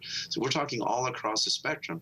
Kids have recovered, and they've been able to lead successful lives. So let's go back and look at what were the ingredients that went into that recovery, because when I first heard about ABA, my child was already 4. By the time I was able to obtain ABA for him, which was 30 hours a week, he was almost 5. Okay. So on the one hand, I was extremely hopeful and was even told by a few experts he'll recover. Right. On the other hand, I'm seeing this window, and I'm seeing this window rapidly closing down, and I'm kicking myself that I didn't get him this therapy when he was 2. Of course, I had no way. I didn't even know about it. Nobody mentioned it to me. So what were the elements in these children that you worked with? How old were they when they got ABA? How extensive was it? And is that, in your opinion, a requirement for recovery? I don't know if it's a requirement, but I definitely, all the research does point to the earlier the intervention starts, the better chances of positive, successful or treatment success that the kids are going to get. But it, as with anything else in our world, right, there's no guarantee. I've had kids that have started it too and have worked hard, and, depending on their level of impairment, have succeeded and done really well, but they wouldn't have met that criteria of recovery. We've had kids that have started at 5, 6 years old that have, you would ask, what does it take to get to recovery? I mean, the first thing that came to my mind was blood, sweat, and tears, right? It's as, working as hard as they can. The family's working as hard as they can to get the kids. And we've had, kids that have, like I said, have come in at a later age that have recovered. We've had kids that have come in at a later age that have not. It really depends on a lot of different variables, some of which we have control over, like the amount of treatment and the types of treatment and curriculums and stuff we're presenting. But a lot of it has things that we don't have control over, medical issues, level of impairment, other types of maybe family dynamics that are involved. So what Those level types of variables sometimes play into their ability to recover or not recover. Okay, and I'm sorry to interrupt you, but just to clarify then, what how many hours a week, and I know we can't set this in stone, but in general, at what age do you recommend that they start intensive ABA, and how many hours a week do you recommend? Well, again, hours of recommendation can only be done individually, right? We have to look at each individual child and their dynamics, impairment, and so forth. However, going back to what you were saying, when should early intense intervention start? And I think that's a great way of phrasing it, because that gives a little bit better of a definition of the type of therapy, is as early as possible, right? The quicker we're able to get in there and intensely work on these behaviors, shape the behaviors, change the behaviors, learn new neural pathways so that they can do things differently, they can learn in different ways. The earlier we can start working on this in an intense model, the better. Okay, so let's go back to the science though, Vince, because I think that's the thing that we all can kind of hold on to. It shows that the recovery for some of our kids is possible. And where the research has gone is to that window, and that's why that window gets a lot of attention, that 25 to 40 hours a week for at least a 2-year period, that when kids that were started between the ages of 2 and say 4.5, that the number that pops up the most is somewhere around 47% of those kids have shown that they can recover. Now, what's interesting to me about it really becomes a conversation about the glass is half full, half empty. Because we're at 47, we're almost talking about 50%. And to me, as a parent starting out, that was exciting to me. I was like, look at that. Almost 50% of the kids, if we give them the right cocktail at the right time, best possible case scenario, how wonderful. But it means that still you could give that perfect cocktail to 53% of the kids, and while they're going to make progress, they're not going to recover. Correct. And I think that, I think it's important for us to talk about recovery. And I think, our overreaching topic for this week is to fight for what you believe in. And I believe that we have to fight for every single kid on this planet to get that opportunity. And there are so many people who say, well, if 53% don't recover, maybe we shouldn't give it to all of them. And I think that's a bad plan. Of course. And I have to just jump in and say, because of my experience, because as a person who, was a television executive and producer with a husband who was an executive and had what I thought were all the resources in the world, yet I didn't learn about applied behavioral analysis until my son was 4. Because of that, and because of the gains he was making in the first year, my whole life changed, my whole path, my whole calling changed. And that was to make proper care and treatment available to every child, which is how I discovered ACT Today. So I was profoundly impacted. Right. Now, I'm going to go on record right here as saying that while I had... I know. It's emotional. Yeah. While I had the highest hopes for my son, he is not recovered. He is firmly on the spectrum, but he has made huge gains.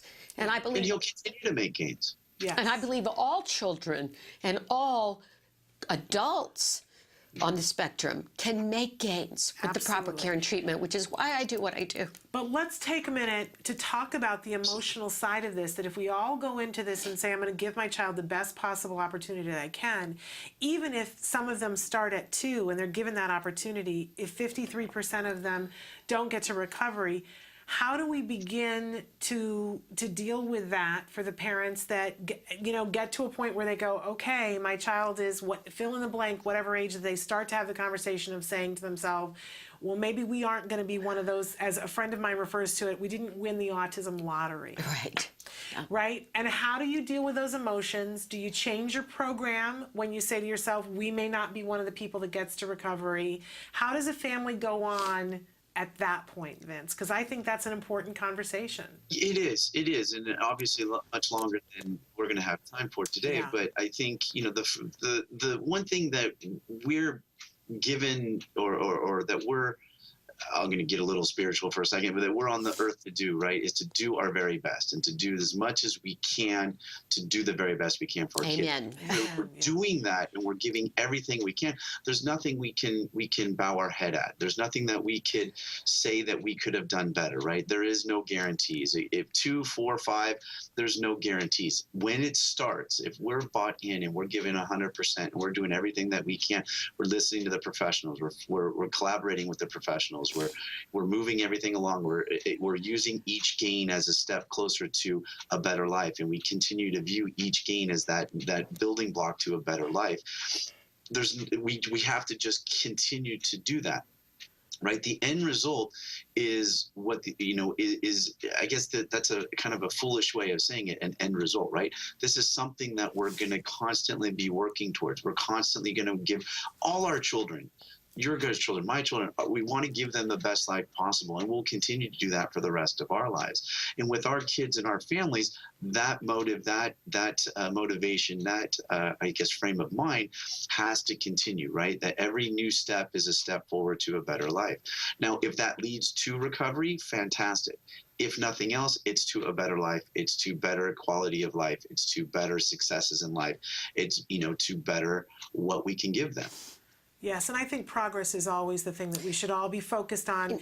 But I do think, you and I had a conversation earlier this week, and it's interesting because my son is 11 and your son is 13. And I think a lot of time, since I've known you, we've been on the same page. Yes. And then we saw the other day that we're starting to be on different pages, Yes. that I am still in the mode of, even though my son is not recovered, I am still in the mode where it's my plan, it's what we're shooting for, that's where we're going. It frightens me to think that there might be a moment when I go, oh, maybe not. I don't envision an end date. I don't know whether at 22 we're going to say he's recovered, but I'm not letting go of that picture in my head. And I see you starting to focus on other things and go through a grief process of maybe not there yet, but thinking about being in that space of saying that's not where my focus is going to be. Yes. And I feel your pain. I'm in pain watching you be in pain over that. It feels like a disillusionment kind of thing, that there is a grieving process. There is. I would say there definitely is. But I do want to be clear that regardless of whether my son recovers or not, whether he stays as defined as on the spectrum, I do believe that all of our kids, no matter what age, no matter, I'm talking about even I've seen in 20s and 30s, that with proper therapy and treatment, proper opportunities, which is what we try to provide at ACT Today for families that don't have access or can't afford it, miracles can happen. And that may not mean recovery, but that could mean a child getting toilet trained at the age of 10. That could mean a child learning to communicate. They may be nonverbal through an iPad, through assisted communication, and finding out they have a brilliant talent. That can mean a child learning to socialize at the age of 16, by going to a camp that allows that opportunity. So don't give up hope, parents. And don't think I'm not going to bother to do ABA because the glass is half empty. Right. We're continuing full speed ahead. We're still doing and as you once said to me, you said, well, you were the mom that did everything. We all thought of you as the mom that did everything. Yeah. And we did in our quest. And we continue to. Yeah. We continue to. And you keep your head high because of that. We've done everything, and we continue to do everything. And it's not over, right? There's no end game. We continue to do this. And you, Nancy, I know, will continue to do it. And he will continue to progress, right? Will continue to progress. That's, I think, kind of in Shannon, you hit it right. It's grieving, and part of us being able to work through our grieving and work through our grief is looking at our perspectives, right? Looking at shifting our perspectives to, like you were just saying, he's going to continue to meet goals. He's going to continue to meet things that are going to improve the quality of his life. He still may get there, right? But we're going to continue to work at it. We're going to continue to do it, and we're going to continue to give him the best, quality of life that he deserves. Yeah, I always said that for me, what the vision that because I'm a very visual person, I always visualize standing with Jem at his high school graduation and being able to look him in the eye and say we did everything that we could. Yes. And that's the litmus test that I put everything to, because if I'm like, oh, I don't feel like doing this, or I don't think we can, or Right. I'm not up to it, I go, you want to stand there on that day and be able to say that. And I it's funny agree. because I think it's shifting a little bit for me now that I don't see the end date being high school graduation anymore. Right. You know, now it kind of morphs into like college or graduate school or whatever. Yeah. But even that is good, you know, that I'm putting the date out further, because I don't think none of us stops progressing in life unless we choose to. Absolutely. I mean, I'm getting ready. I'm turning 60 this coming year, and I am having a party celebrating what's going to be the second half of my life. So that's how I look at there things. There you go. Glass half full. Well, but I think it's an emotional topic. I know whenever we go to an event, Vince, there's a moment when I'm talking to someone and the word recovery comes up. And a lot of times it's met with anger, and people go, stop talking about that. That's not real. That gives people false hope. Stop talking about that. And I have come to understand that that's coming from a parent who didn't have access to the things that we have access to, and they desperately don't want to be in a position of feeling like they missed something. Right. Yeah, and like we had said in the beginning, there's a lot of interpretations on recovery and, access to, appropriate services, access to ABA treatments. Like Nancy said, she wasn't even notified. She wasn't even, given information about ABA for years until they found it, on their own, which is absolutely, ridiculous. ABA has been proven to be the most and the only effective treatment for autism for decades. And kids today, to this day, are still not being offered it. They're still having to find it out through other means and methods, which is a shame, because there's a lot of families like the ones you were mentioning that don't understand what it takes, what types of programs are out there, what types of curriculums and treatments can lead to recovery.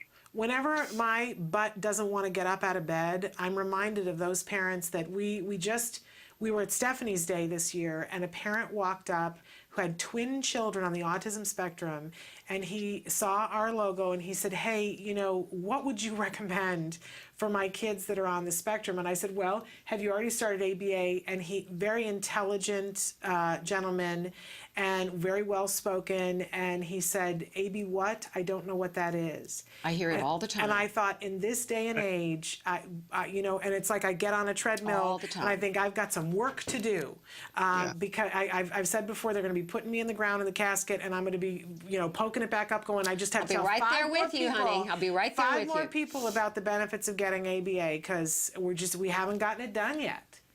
And again, I don't know as a society how we could be okay with that, right? I mean, to me, it's akin to keeping chemotherapy, in the closet for families with cancer, right? That we're not going to tell them that that's a resource or a medical treatment that is successful for that. Because we don't want to create false hope for them, because not everybody survives Just chemo. had this conversation last week with a medical reporter from CBS, because they're doing a story on gastrointestinal link, and she said, but she heard about all the things we had done with Wyatt and how many years he's had 30 hours a week of ABA, and she said, well, do you regret doing all that? And I'm like, regret it? I said, are you kidding me? And I said, why would I regret it? I said, I am so blessed that at some point we were able to find out about this and able to do. I'm convinced that had he not done all of this, he would have gotten worse. The behaviors would have gotten worse. There would have been, as we've seen in so many cases. So, and that's true. But I don't want to exclude the families that it's hard for, that have tried so hard to get these advantages and aren't able to because of finances, where they live, and it's still a reality in our country that not all people are able to access a good ABA program, and we all know it, and it's something we all need to change. Fortunately, the needle's turning their way. Fortunately, the needle is starting to lean their way with Medi-Cal and Medicare now starting to, to look at autism treatments and using ABA for autism treatments. They're now being mandated to cover for them. So we are starting to see with the Affordable Health Care Act in Medi-Cal and Medicare now starting to having to pay this, that we're now going to start spreading the availability of ABA treatments to a lot of different populations, as you said, and a lot of different families who once, were not able to access it. And so I do see the needle turning the right way. How it's going to continue to develop, how it's going to continue to go, is yet to be seen. But I do think that sociological awareness is improving, and we are starting to get in, some help and some movement in the right way. Yes, I agree. Although I will say, and I know that you have probably seen this as well, Vince, that what we're having, the fallout that we're having is that there are some families that are being given ABA right after their child was diagnosed. They have no idea what they have, and they're not utilizing it to its fullest. Correct. And that, to me, is almost as criminal as not offering those treatments to kids. There are parents out there that we need to get to and say, you have been handed the keys to the kingdom, now you need to get in the car and start driving the car. And be a part of this and not think that this is advanced babysitting or that we just let somebody else handle it in another room. You've got to be an active part of it or it's not happening. Mm-hmm. Yeah, and that's exactly why we started the Family Services Department, was really just you summarized it beautifully, was to make sure that the parents were informed, supported, confident, actively engaged in the programs, right? Yeah. And we work with them from intake all the way through their last day with CARD. We're going to continue to give them education. We're going to continue to do parent training. This is not something that we can put in a capsule for 5 days. Okay, we're going to do 5 days worth of parent training and you're good, right? As you both of you ladies know, it changes as our children continue to change. Our needs change, our resources change, our need for supports change. And we continue to do that with them because that's exactly right. There's a lot of, now that there's kind of I don't want to say a push, but a little bit more awareness of ABA, and ABA is becoming more widely available to different families. The parent training, the parent support, the family education part is not expanding the same way the ABA treatment is. And we hope that, at least for CARD, we're expanding that as we expand our ABA, and we hope that continues, across all different agencies and as well. And as usual, you guys are ahead of the curve. And if there are people who are watching doubt any of this, there's a new study that we covered a couple of weeks ago on this program that showed that across the board, the more training that parents had, the more effective they were in helping their kids make bigger gains. So, we have science to show that how much you're involved with your child, not just getting just ABA and having somebody else do it, you have to be involved too. And personal testimony right here, we can tell you that, if I did not have if we didn't have the consultation that we've had that continues that continuity, I can't even tell you how difficult things would be in our home, because we have had a lot of mentoring and tutoring from the supervisors on how to continue this. Crucial. Yeah. And Vince is somebody who's at the head of that with CARD. Yeah. But we kept you so long. Yes, and we've run out of time. But Vince, thank you so much for being with us. We look forward to seeing you back again in February. Sounds good. Have a great rest of the week, please. All right, thank you so much. Bye-bye. Bye. All right, we're going to take a break, and then we're going to very quickly come back and talk about an event that you have happening on Sunday that we want people and to mention again our virtual runners. So our virtual runners, we're going to take a quick absolutely. break, and we're going to be back after this message. Okay.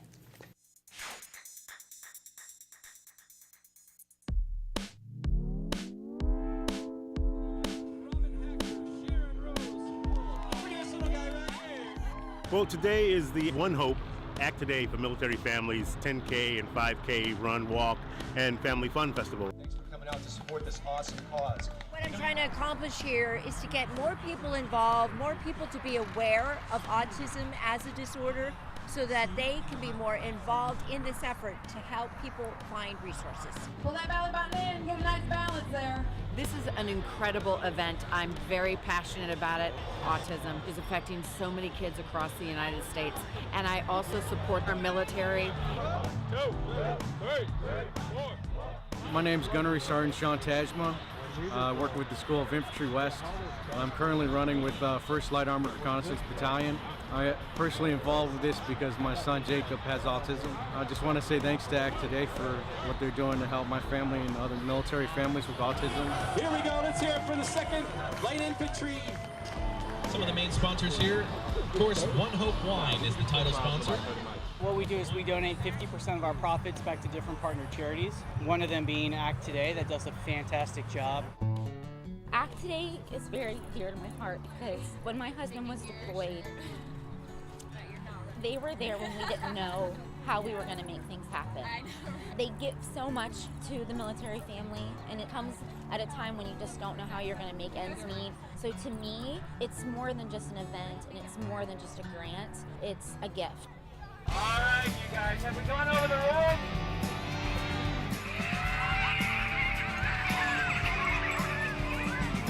Thank you all to the teams, to the individuals that donated to this fantastic cause out here again this year. The event got larger. People ask me why military families with autism. Why does ACT Today have that as a special program? I'll tell you why. Because our military families should not have to fight 2 battles. One, to protect our country, and another, to get services for their children. They move so often. Every time they move, they have to start again. We owe it to them. And it just was a tremendous success. So I just want to say thanks to everybody for taking part in it.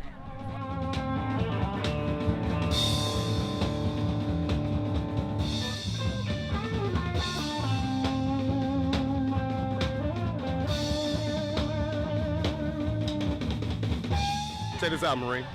See all these wonderful people? All you gotta do next year, Marine, Devil Dog, 200, sign up with me, staff or an email, and I'm gonna take you out here, do a little 5K, little PT early in the morning. After that, you're gonna have the time of your life. After that, I might even be able to get you a letter of appreciation, maybe a little libo time. How's that sound? Sign up for next year because this is an event that comes on and on. It's a win-win situation here.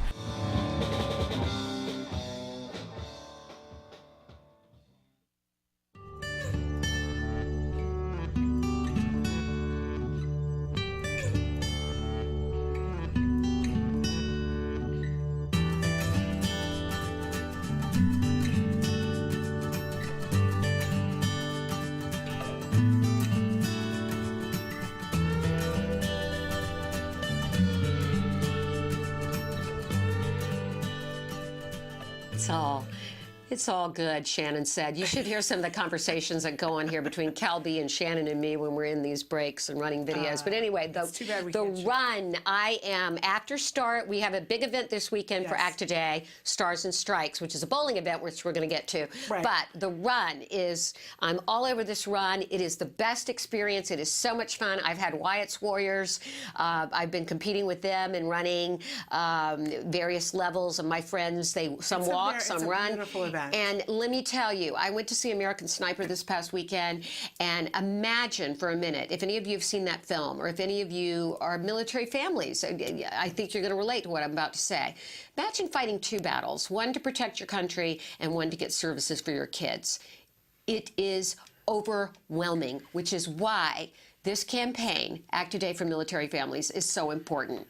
It is so important to give support to our military families that have children with autism. And we debuted last week that there's a way for everyone to do that. You don't necessarily have to live in Southern California to do that. And you don't have to show up. We want virtual runners. We want you to sign on and support. And we want you to run on your own. Maybe you can get a team together in your area and go out and do, a mile and raise money on your own. So, Kelby, do you have how people can sign up to be virtual runners? We had it last week, and I didn't bring it in with me today. But there we go. He's got it. There we go. ACT Today for militaryfamilies.conterra.org. So and go to that website. At least one virtual runner from all of the 56. I want to get one virtual runner at least from all 50 states. And we don't have that yet. So be the first person from your state and they get something. We don't know what it is yet. We're going to figure that out. Well, you definitely get a T-shirt. Right, but you get something extra and a if medal. you're the first one from your Yes, state. if you're the first one, we're going to give you something special. We don't know what it is yet, but it's going to be good. Yeah, it's going to be great. It's going to be better than you can imagine. But join us because, you know, last night in the State of the Union, something that was talked about and seems to be talked about constantly is our veterans and our military families, which is great. Couple that with autism. Couple being a military family with autism. That's something that deserves our support. Okay. We've got to help these families. So we've got to talk a little bit about this event that's coming up this weekend. Big event, Stars and Strikes. Stars and Strikes, which is our bowling event with Major League Baseball players, and we've got some big ones that are showing up this weekend. And Eddie Guadardo, who is a 3-time All-Star, and he's the new coach of the Minnesota Twins, the bullpen coach. So Eddie's going to be in Minnesota this spring and summer, and we've got a great live auction item where you can go to Minnesota and experience the bullpen with the Twins and Eddie. So among many other things. So that is down in Anaheim at Bullmore Lanes. You can go to our website, act-today.org. www.act-today.org to find out more information. You can donate to the cause. It's a wonderful cause. Okay, and Eddie and his wife Lisa have a nonverbal daughter with autism. And it's interesting because I was on the phone yesterday with Lisa Guadardo and Jen O'Connor, who's married to our board member Jay O'Connor. They have a child who is very near recovery. I have a child who is mid-range on the spectrum and has made tons of improvements. And Lisa has, of course, a nonverbal daughter. We were all talking about something that Jen was planning that had not worked for my son or Lisa's daughter. And Jen said, well, should I do it? And we were like, of course. Try it. Try it. It's the effort. It's the journey. It's not about winning the race, people. It's about the race. Absolutely. And we're going to leave you with that. Make sure you tune in with us tomorrow with Dr. Jonathan Tarbox and Dr. Adele Nadowski. Until then, please give your kiddos a hug from me. And give yourselves a hug from me. Bye-bye for now.